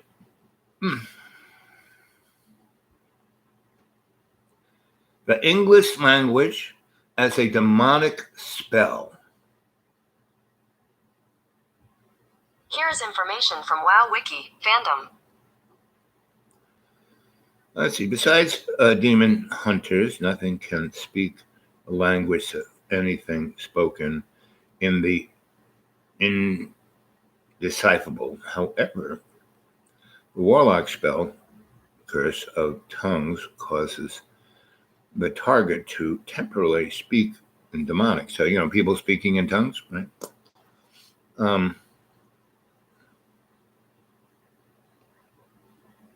Let's try this. The English language as a spell. No, I don't want that. The English language as a spell. means have a in French.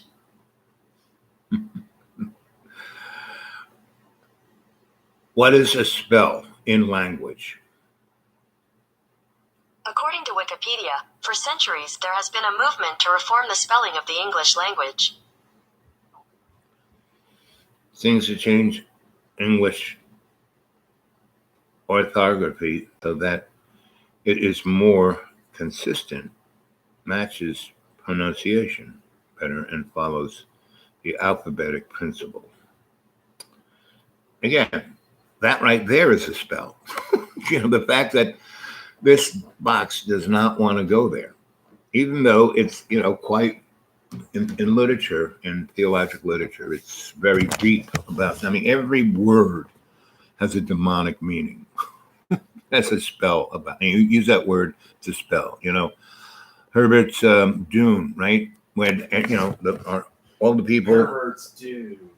What? He was trying to make a movie. That's the name of the guy's film he was trying to make. What? Herbert's Dune.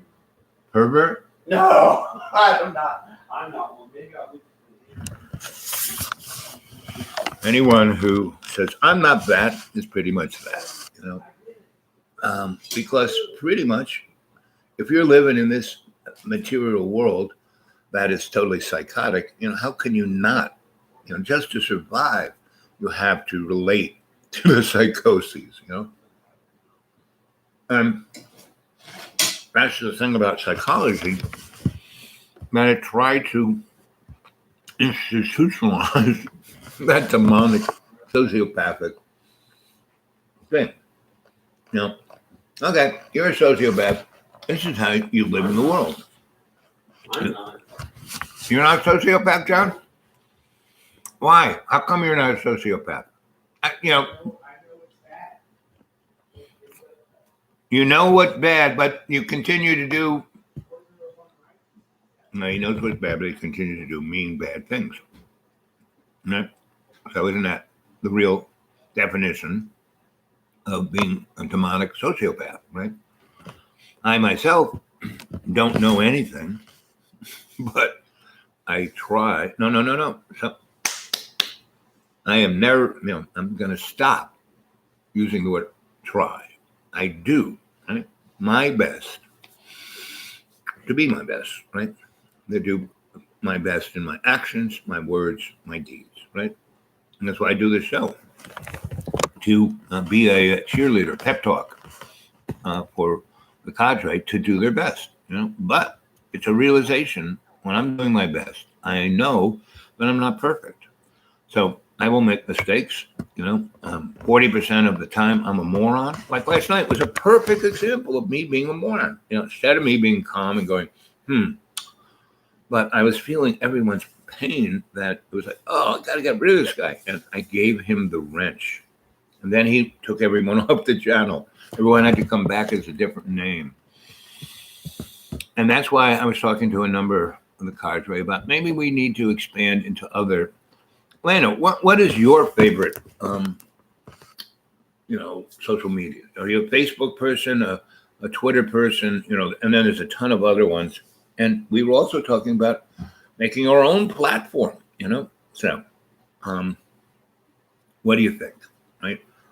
The other thing is, I got 1,200 shows. There are a lot of people who watch this who don't subscribe.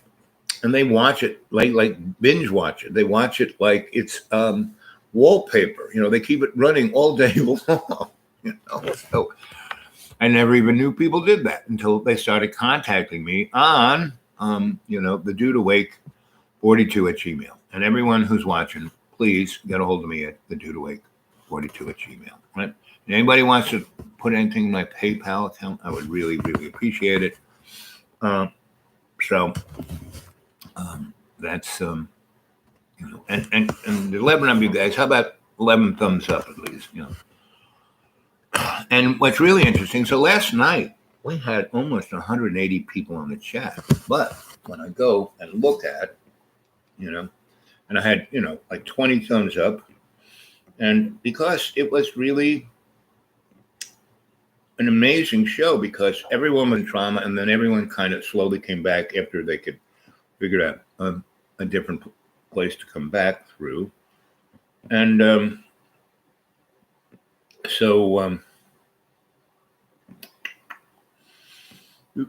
boom.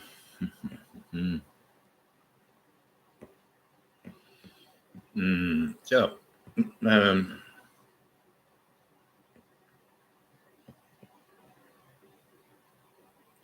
that's quite interesting.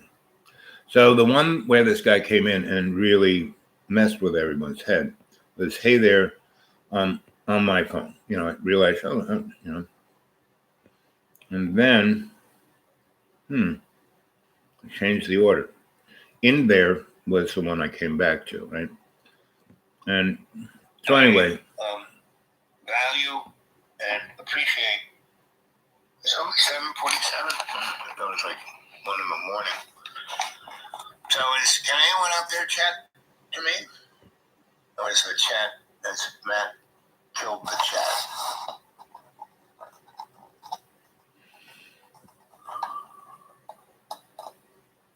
Well, anyway, it shows that there were 81 views and 13 thumbs up. Right? And see somebody. And there were a lot more than that. And so pretty much every show I get whittled down, right? Let's see. Watching the channel. And she doesn't like that, or eating and talking also.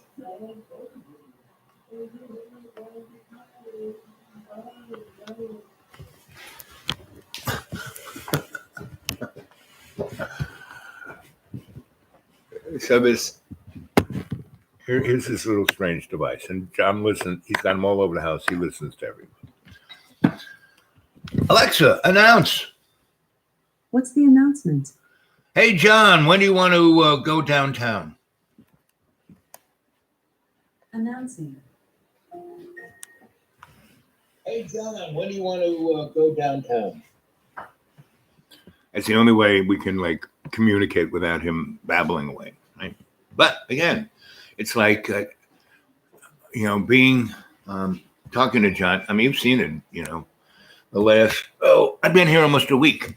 Tomorrow it'll be a week. And like I said, whoever said that John is the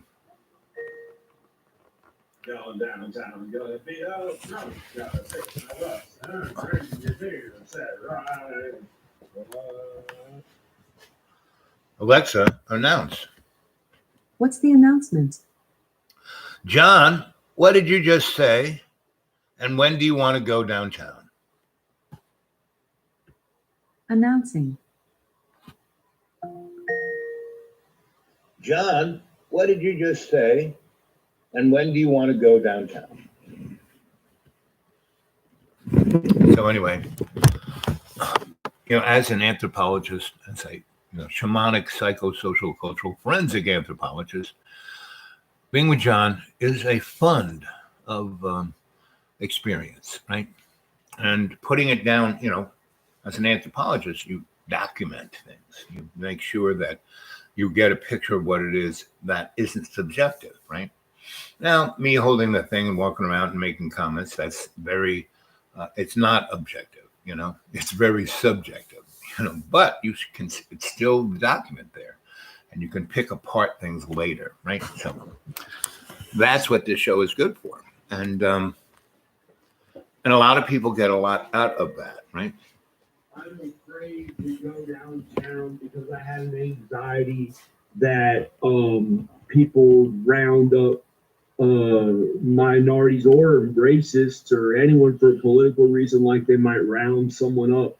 And so I said that really loud at my parents' house. And now I think this would be an opportunity where I can't even go downtown because I'm afraid they'll round me up like they did to black people, or like a real liberal nowadays would round up the Nazi kind of Republicans. Well, then, just going to your parents' house. Say, I can't do that. I have to say, Alexa, announce. What's the announcement? John, let's just go to your parents' house like you planned to drop off your car. Announcing. John, let's just go to your parents' house like you planned to drop off your car. Anyway, see, I kind of make a very clear statement, and then John. But see, John being the, people's saint of truth, he has a lot of, New York State is just passing. It's just passing on January 5th. They're going to vote in the state legislature to be able to arrest and incarcerate anyone who the state feels is a potential, not even a threat, a potential carrier of any disease. Pretty much that's everybody, right? And to be incarcerated for a unexpressed amount of time. Sounds like kind of what the Nazis did, right?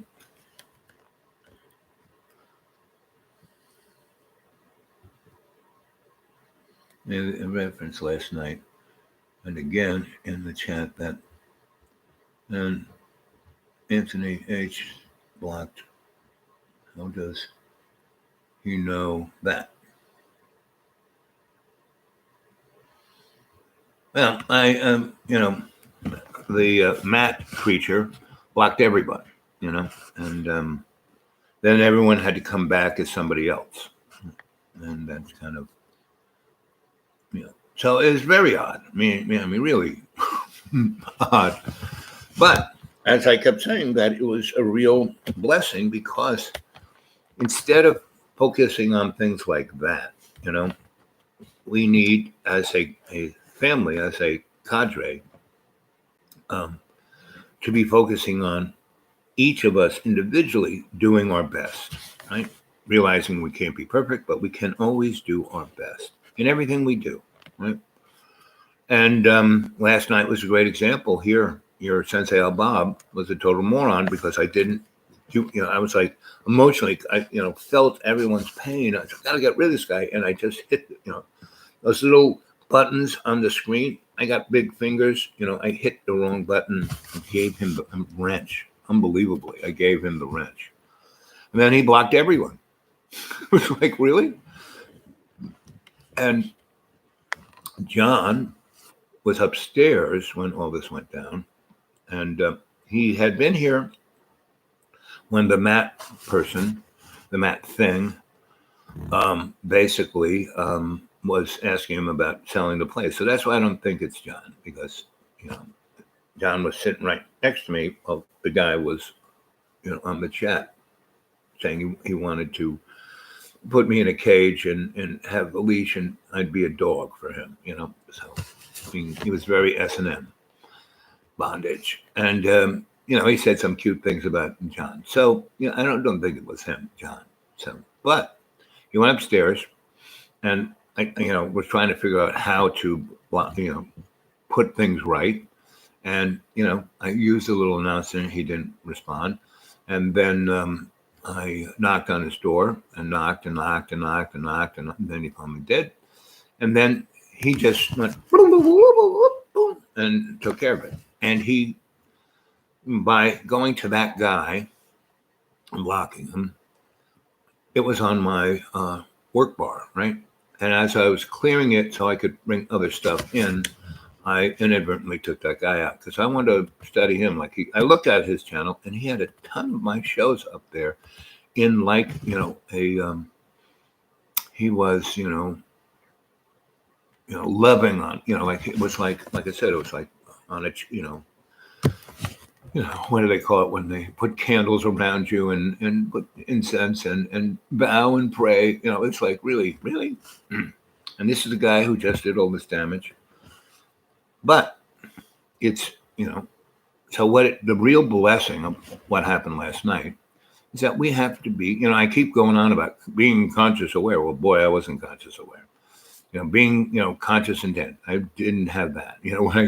When I gave him the wrench so he could just destroy the chat. But everyone came back within, half an hour and it was back to where it was. And it was a beautiful chat. And so there was no real harm done, but a great good was done because it made everyone aware that everyone is susceptible, right? And why John is the people's saint of truth is that it shows that everyone is susceptible to be, John is just chewed up and he's, he is the product of what he's experienced for the last 42 years, right? People made fun that he was chubby. I was a peanut, I was almost invisible. It was good being invisible. That's why I was happy being invisible. But people still picked on me, and it didn't bother me. I couldn't care less. And, when I was in grammar school, I had this crew, this cadre, that was like, the Harrod experiment. My friends, my closest friends were 5 guys and 4 women. And 3 other people who kind of were there, but they weren't in our school. They were in another place that when we were there, they were part of the crew. And it was straight out of Plato's,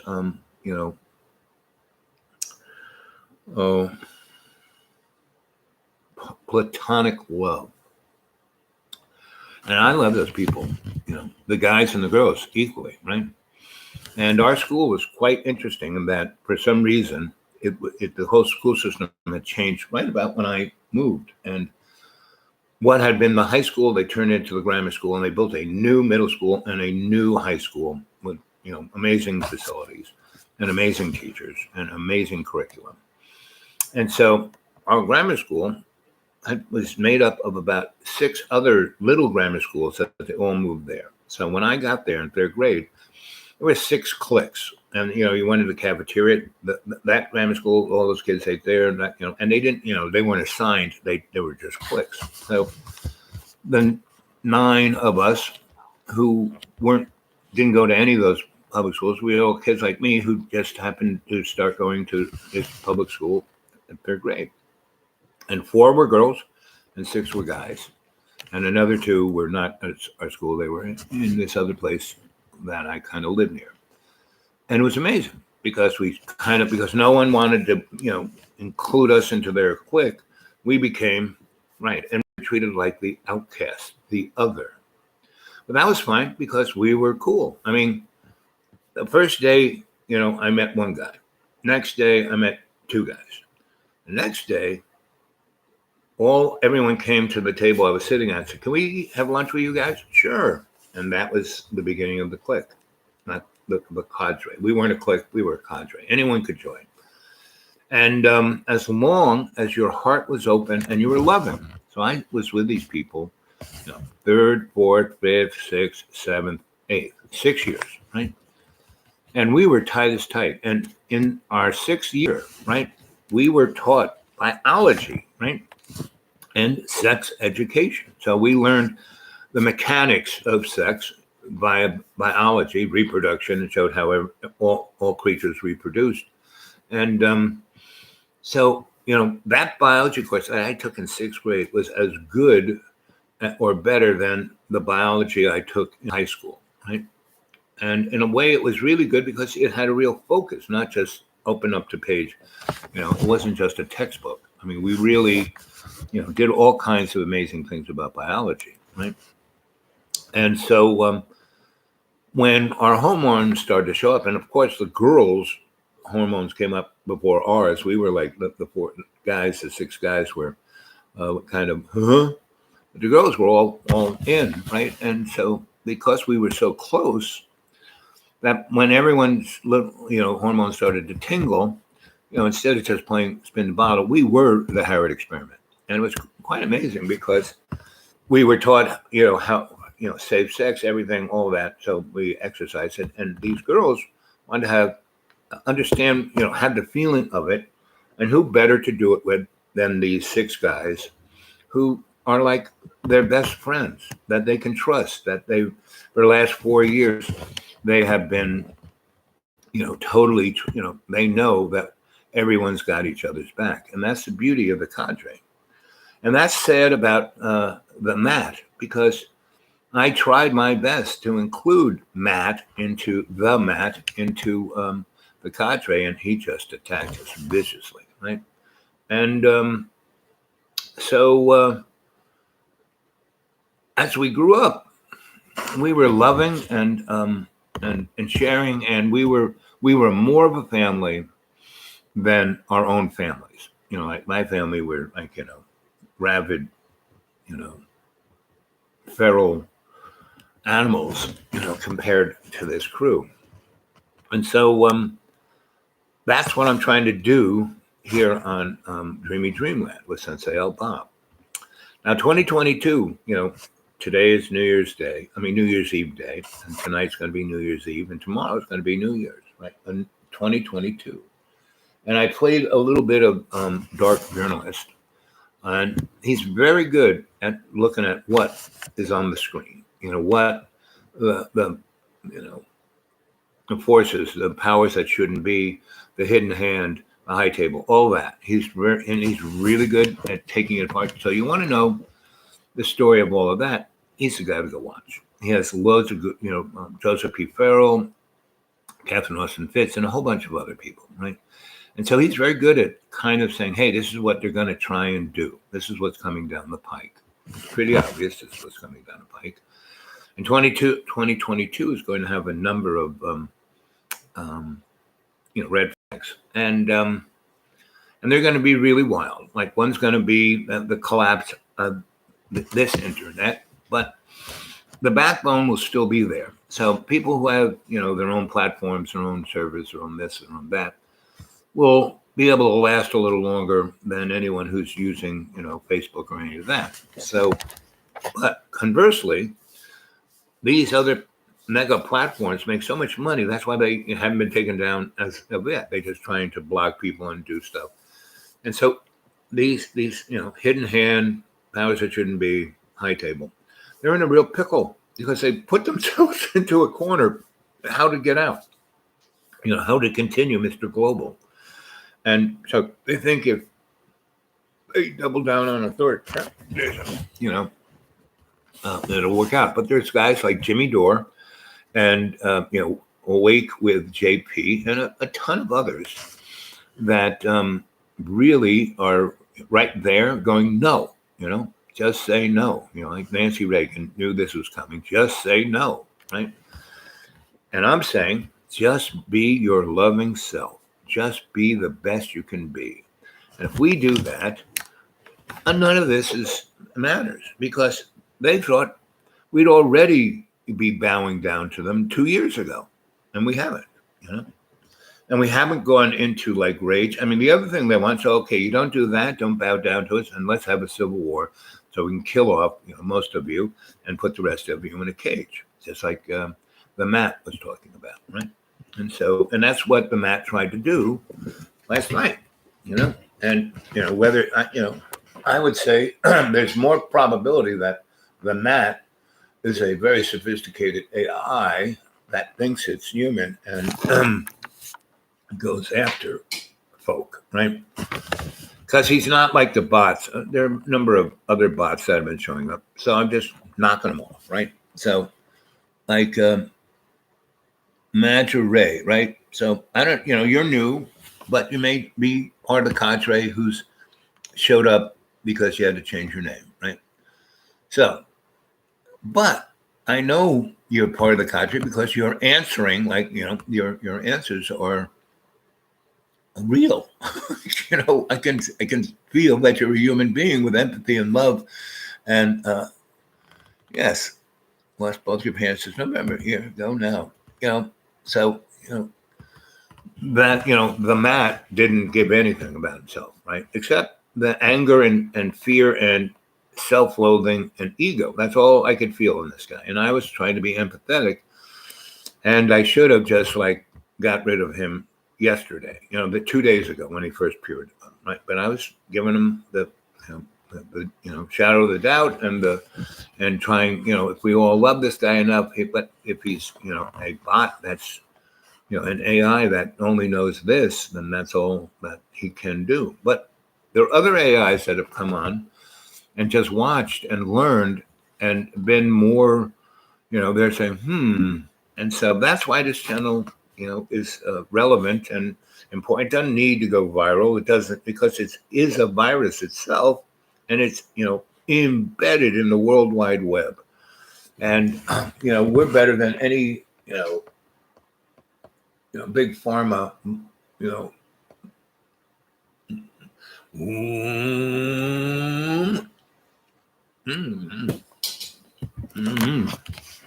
bean burrito. Ooh, baby.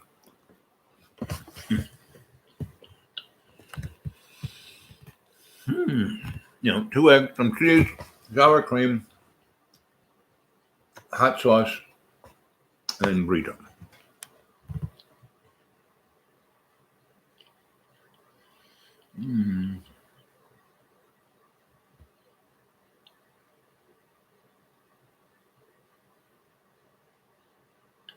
Yep. Universe always reconciles or recycles. Right?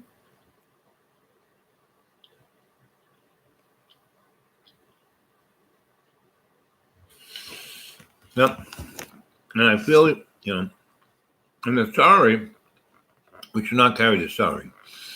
We should use what experience of sorrow we had and bring it to double the love, because that's like the salve that you heal that. No matter what happens, if we in every day and every way take love's co-creation and make it stronger, we're John goes, oh, these people, I'm going to heaven, everyone else is going to hell, right? And being in the lake of fire, he doesn't realize he's in the lake of fire,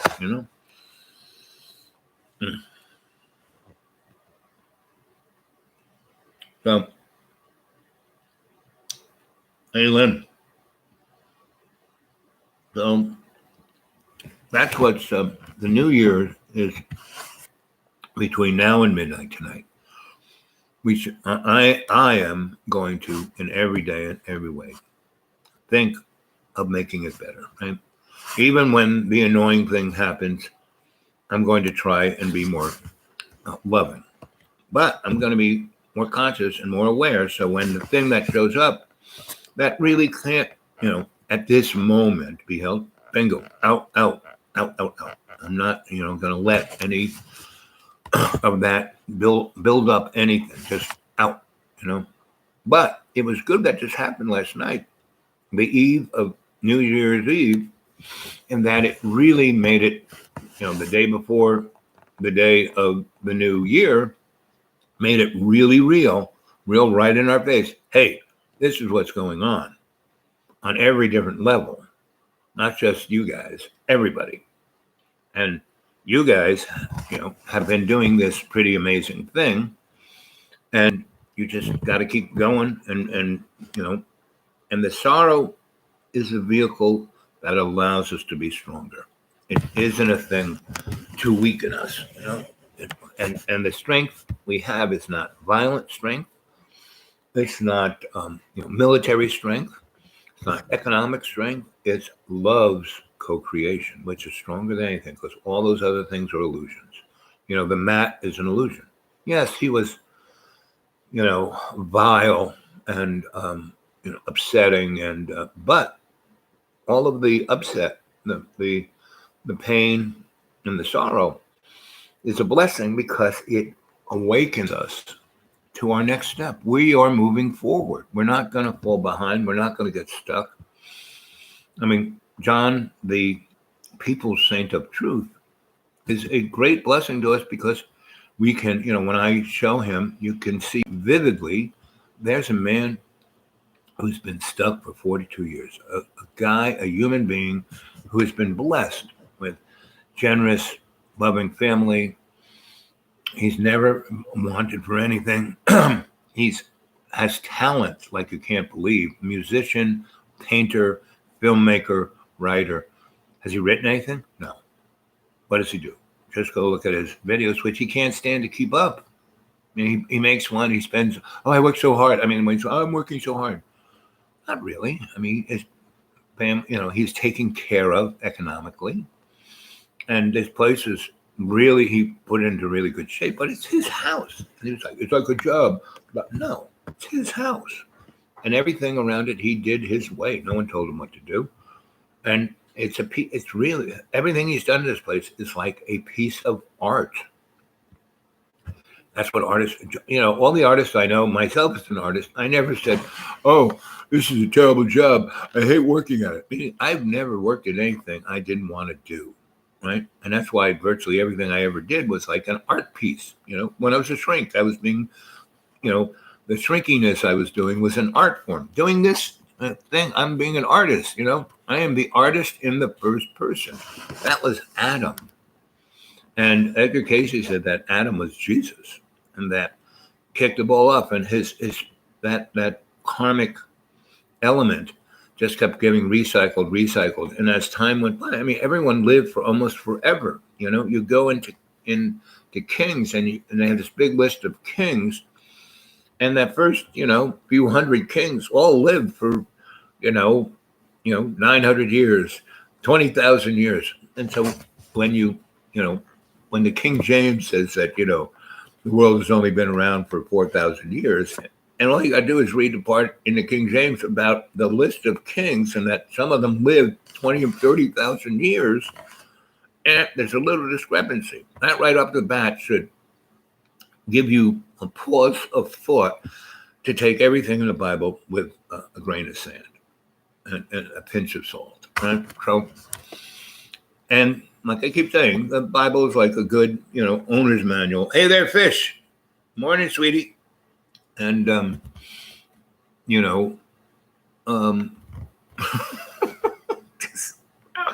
thanks for sending me that email. I thought I knew, but now you made it clear. So thanks, Fish. I love that you did that.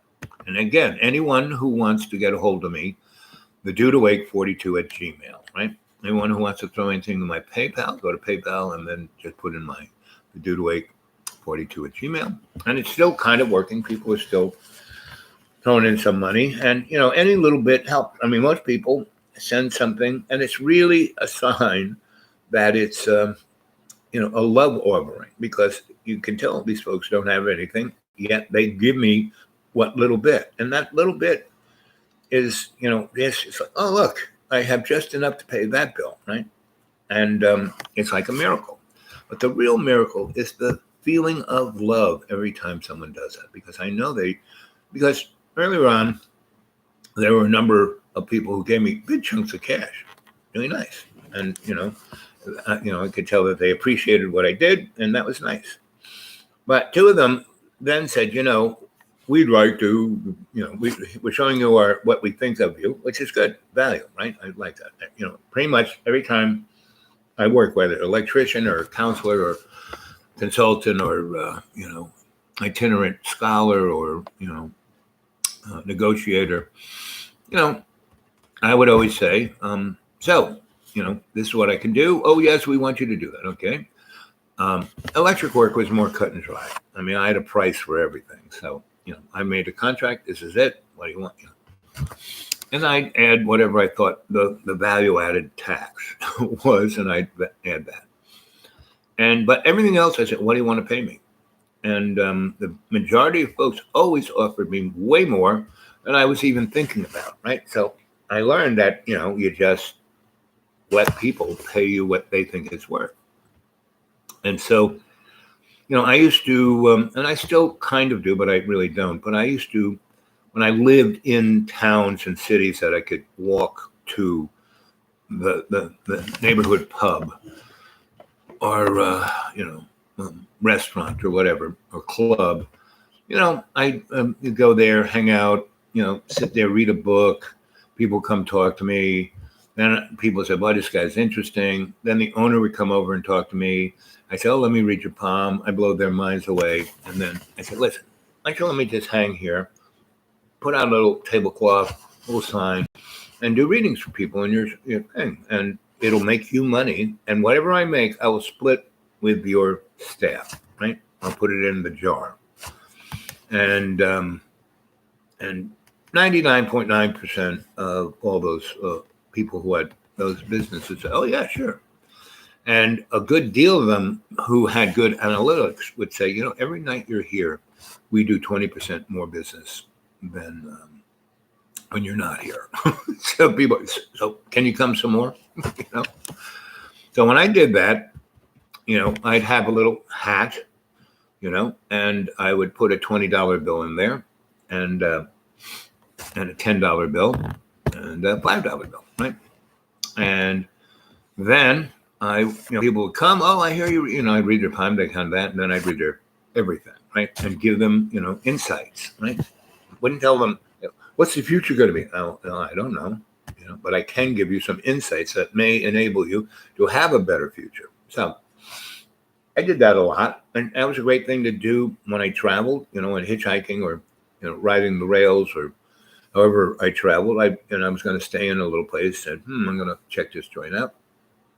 And I loved doing that, you know, between 1966 and, you know, when did I stop doing that? 81, you know, I kind of, you know, got into being the itinerant scholar. I got into, you know, between 81 and 88, I realized that, okay, I'm going to stop doing the same thing I constantly do, even though it was fun, even though it was rewarding, even though it, you know, I was living like a millionaire on whatever money I had. But when I did that at pubs and restaurants and clubs, and I had the magic hat, people throw money in, they said, well, first of all, what's it cost? And I would say, whatever value you get out of this, you can, you know, put an offering into the hat, right? And virtually everyone would, you know, would be so wow and got such a message that whatever they had, they would put it in there, right? And then I, you know, put half of it into the, you know, the jar for the general staff. And every place I went, if I was there and a regular, whoever was the staff, whoever was, you know, the band or the entertainment or whatever, they were free, right? And usually the owners, I would get there early and the owners would come by and they would bring over the bottle and we'd have a few shots and we'd talk and they would have questions to ask about, you know, their family, their business, or this or that, or their internal self. And that's how I roll, and that's how I've been, right? But at a certain point, I said, every time I see a pattern that I get locked into, I said, okay, I'm going to have to navigate a little, do this a different way, do this a little different way, right? So, you know, and when I, you know, in 2006, when I started working for the corporate lawyers, and I gained 200, you know, and I just went straight into, because, you know, I'd done so many social things, so many, you know, scholarly things to see. And there's Lynn. There's me. You too. Let's see. That is, again, didn't like that. Yep. There's Fish. No, I missed it. Seems like Matt blocked everyone. That was the chat at the time. I want to go after this man. So if you go back to that show and watch it, you know, he's there and you can get his name and his thing. And that's what John did, but he won't do it for me now, right? So, and that's good. See, everything that happens, I see as a good thing. The guy, and I call it the Matt, not him, the Matt, because he definitely wasn't acting like an empathetic human being. I'm going to go after. Yes. Well, Lana, if you want to do that, the first thing I would suggest is you really study it really well. To just find it and go straight at it, it will just attack you. But because what it did that totally was amazing was when John, because to block him, John found who he was, and now he seems not able to. And that's good because I'm don't need to know, or because I looked at that thing and he had at least 30 shows on his channel of me. He just, took the show and put it up there, right? And I suggest anybody else who likes this to take any of these shows and, put it on a thumb drive, a hard drive, or some alternative thing, right? And he sure did. And so he watched everyone really closely, looked at everyone on every chat, and watched all the information. So he knew these people. And so when he went after everyone in the chat, he first tried to go after me, and it just kind of, whatever. So he went after everyone I cared about. And that's why I was like, because I could feel all of your shock, all of your pain. And that's like went straight to my heart. And that's how this guy is. So, wow, if you really want to do that, you have to be first you have to go read Lao Tzu's The Art of War. Read that book first and study this guy. Find him, find his channel, just watch him, And I wouldn't just jump in and go after this guy, because in reality, we don't need to. We already saw what he is. And in reality, he did a great value to us, because it brought us together more than we are and made us more aware and made us with a deeper conscious intent, and did it before the New Year's, which was great, because shamanically, everyone who went through that was like dipped in this fire. And in 2022, on the other side, we are going to be the greater self. And all of you who were blessed not to experience that have, basically understand esoteric. Good to see you, buddy. Happy New Year. Gonna go shop supper tonight. Good on you. And happy, I'm just saying that the best of New Year's and the best of 2020, because 2020 is going to be amazing for us all. Everyone individually and us as a cadre. It's going to just be amazing. No matter what happens, and last night was a good example. It was a blessing. It was an amazing, positive thing because of how we dealt with it. Not the Matt's self-loathing and anger and spite and vitriol. No, we didn't return that. And that's why I'm saying, Lana, I know you're Xena, the warrior princess, but this is a great challenge to you. Like I said, read Lao Tzu's Art of War before you do anything. And really, you should go get that book online. I'm sure it's there. You can just read and start reading it, because it would really help you, Lana. It would make you a better warrior,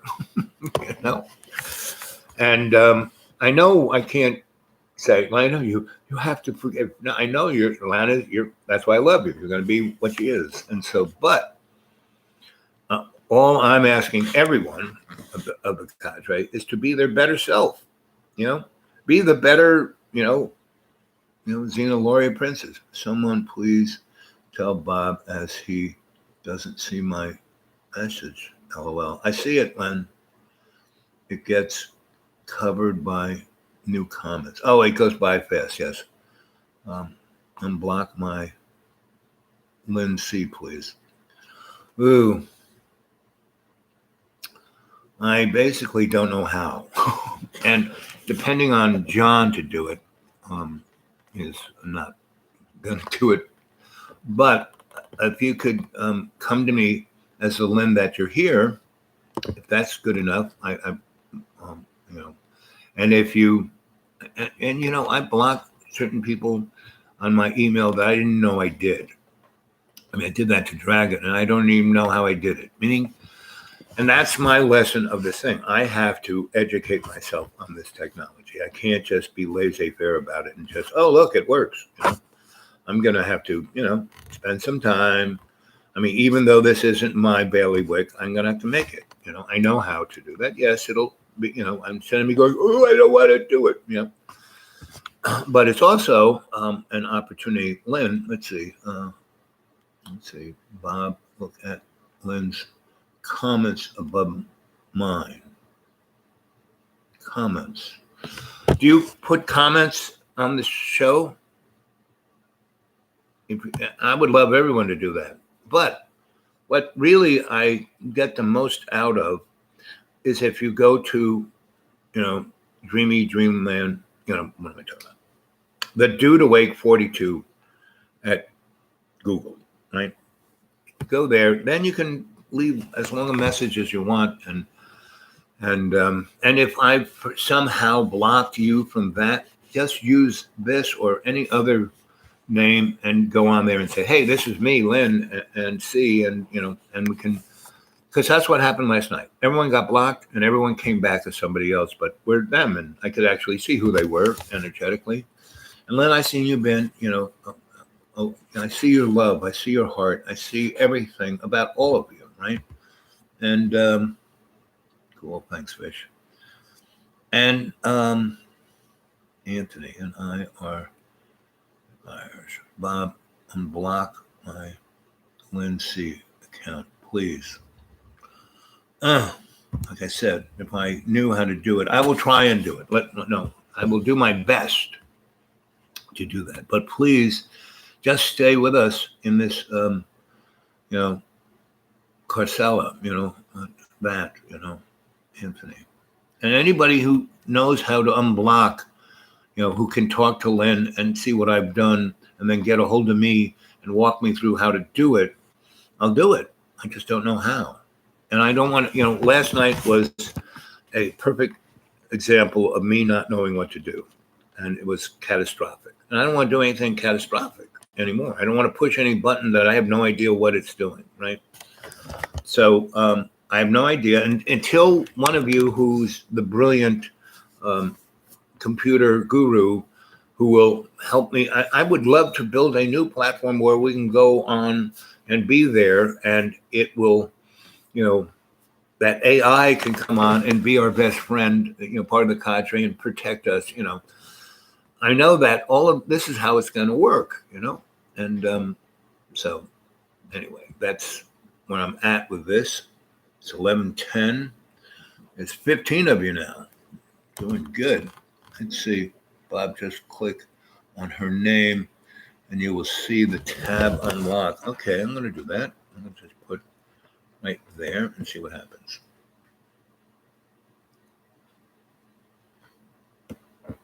I'm not going out there for a good time for me. You can maybe go out yourself. Just go out and do some fun stuff. Okay, I'll go shop. I'll go shopping. I'll do the shopping. You want to drive in my car and get the oil change and get an inspection? You can talk to them. I'll give you $200. John, can we talk about it after I finish? Can we talk about it after we do this? Okay. Okay, we'll talk about it after we do this. Right.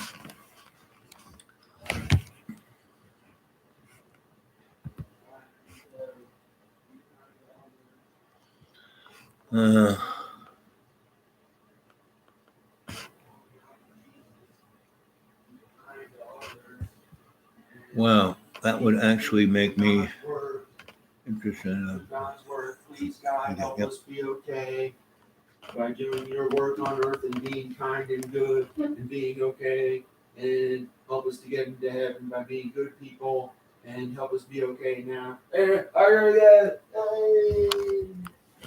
That's why John is the people's saint of truth, right? That's not me. That ain't me. Yeah, you're the people's saint of truth. I'm gonna go. Okay. Bye. I'm gonna go. Okay. Bye. Bye. I'll talk to you a little bit when I'm done with this, but I'm in the middle of this. So anyway, so that's the morning chat. It's 11:12. My battery is kind of going down, so You look good. thanks. And yeah.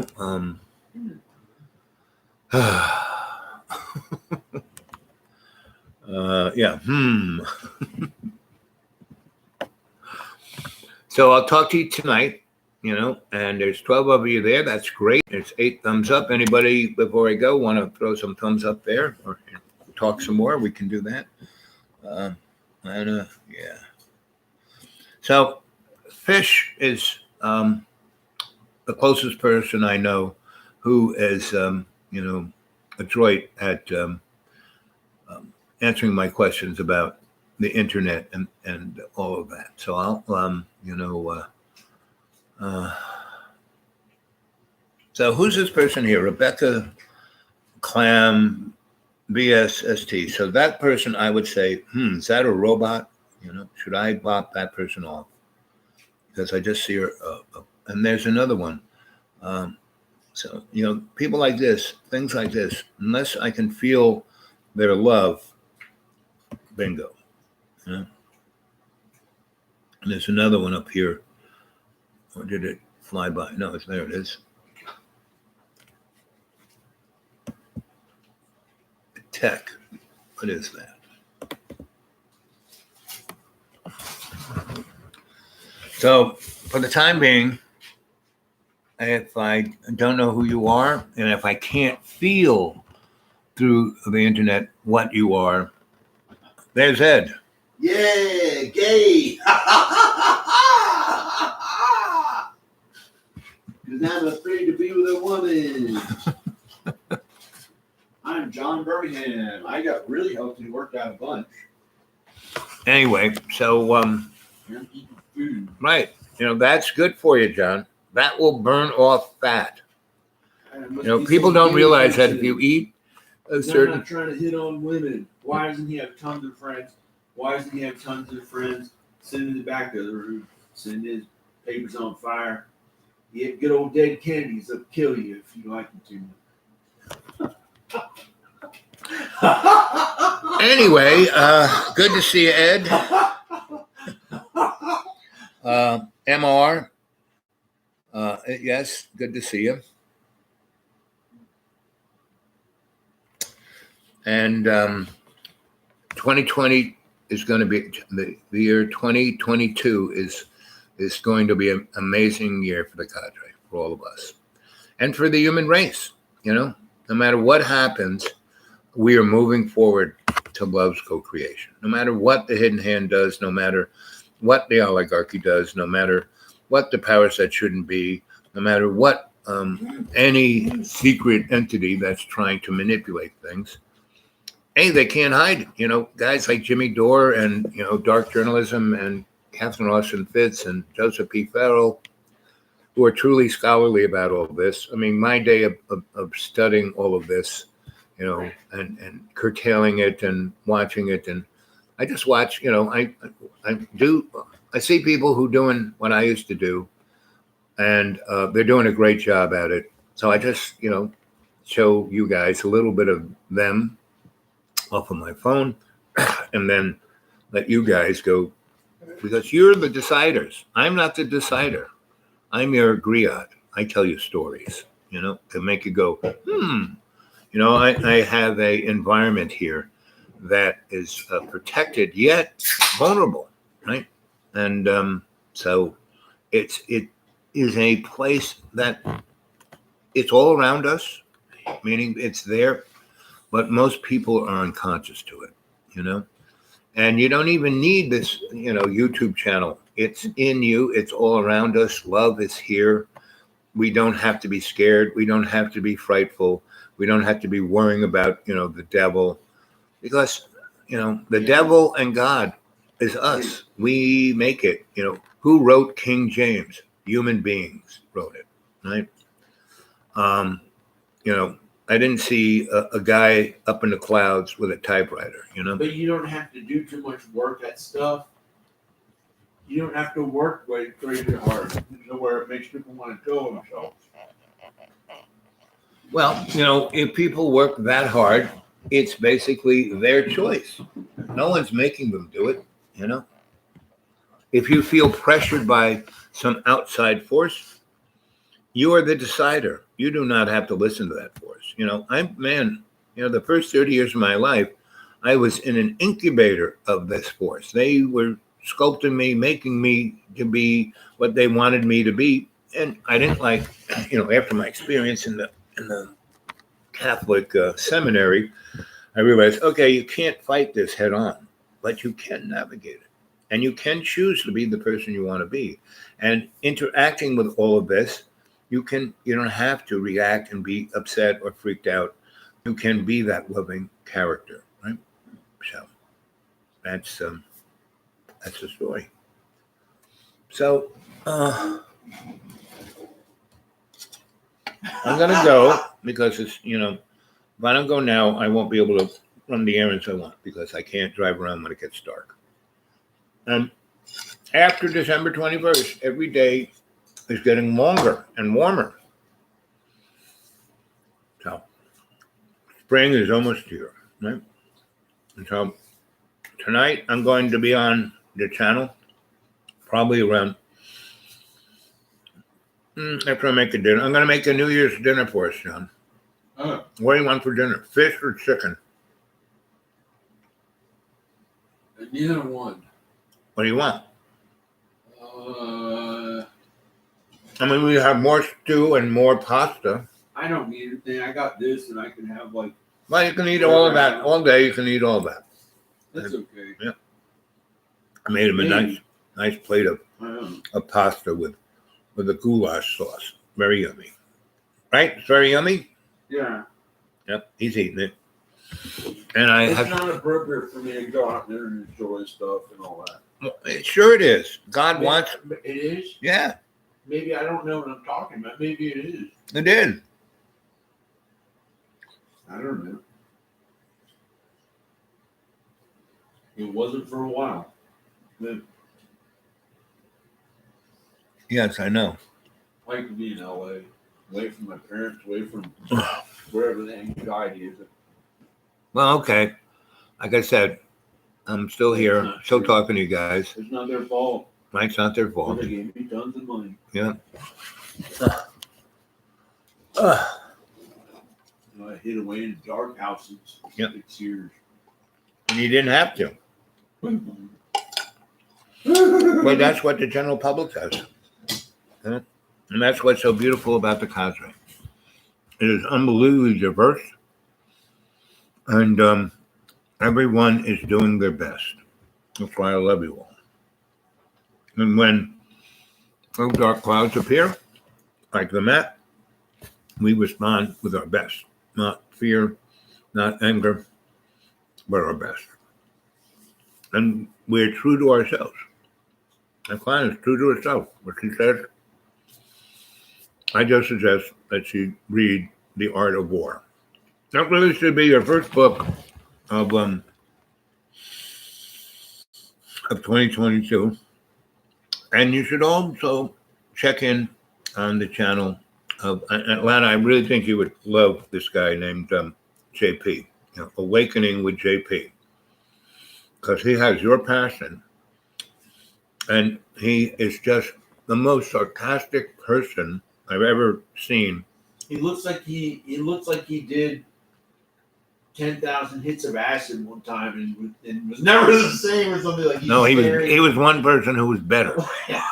He came out better after 10,000 hits of acid. Maybe he's nice, but he's like successful. Oh, beyond nice. He has a bunch of money. He's really good in shape. He's really, really loving. He's nice. He just emanates I don't know, but he's love. like a cool. Like he acts cool sometimes. Like, No, he doesn't act cool. He is cool. He's not acting, John. That's who he is. That's the beauty of him. So that guy in dark journalism, you would get a laugh, a kick out of dark journalism. It actually ain't. Let's see.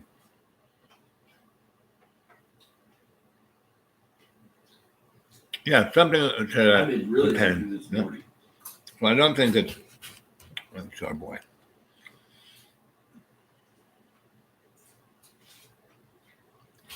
The show he appeared on was the one in the morning, not in the morning, in the day. It started around 4 o'clock, and I was making dinner, and I was feeding John. So it starts in the kitchen. It's dark, and twice what regular guys in their 30s do who lift. Probably. So, John, the guy's name was spelled how?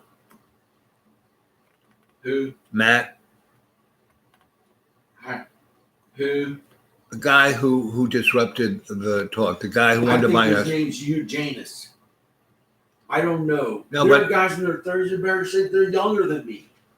I'm not in that great shape. But See I'm what I not have to some- deal with. I'm not some person who drinks alcohol, is weak as shit, and I'm about to go to the hospital. No, you're not, John. I don't know what that means. I don't know why it sounded funny. I don't know if that I'm laughing at myself or somebody else who's out there drinking alcohol or what. I don't need that. Excuse me.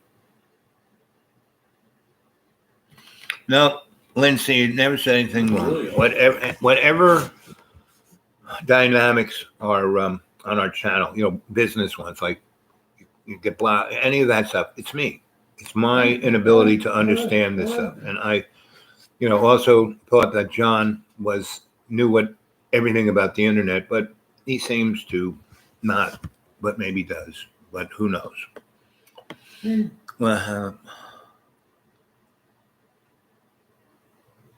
Well, again, Lana, let's anyone who has some interesting tidbits for me, like how to do this better, get a hold of me at the dude awake 42 at Gmail, because John really is, he's not really.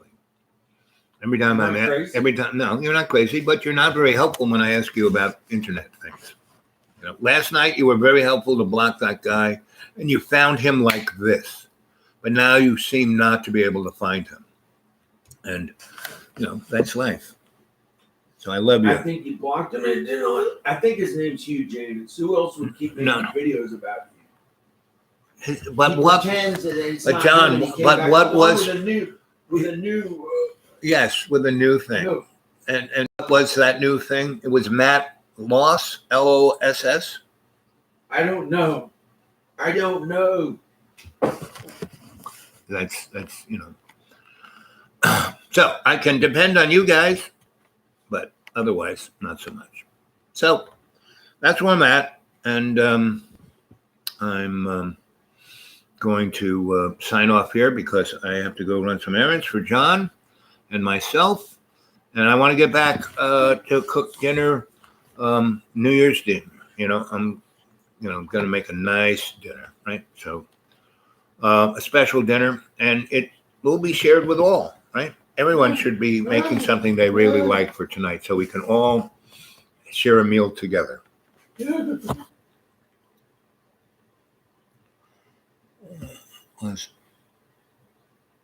Yep. having all that fornication, STDs, or gonna die of it like Tommy Lee with hepatitis B. Oh shit, or something. I should have said that. STDs, fornication. Oh shit! Why was I saying that? So I'll see you all tonight. I love you all. Enjoy the day. I think people say, "Boy, your patience is unbelievable." No, this is like I'm living in a comic book. I'm living in, a sitcom. And I just have to smile. And I have you, the cadre, as unconditional love. I just feel every one of you. Because this is shamanic ceremony that we do. And what happened to us last night was part of that ceremony. The realization of that kind of darkness, that's, almost irrelevant, because love is all there is. Got it? That's my last word. Father Sky, Mother Earth, Holy Spirit, bless us indeed. In every day and every way, let us take the peace of the earth and make it stronger. Let us, in every day and every way, be our best so we can create one love's strength for all our relations. Oh, catch you guys later. Love you guys. Oh, look at that. Okay.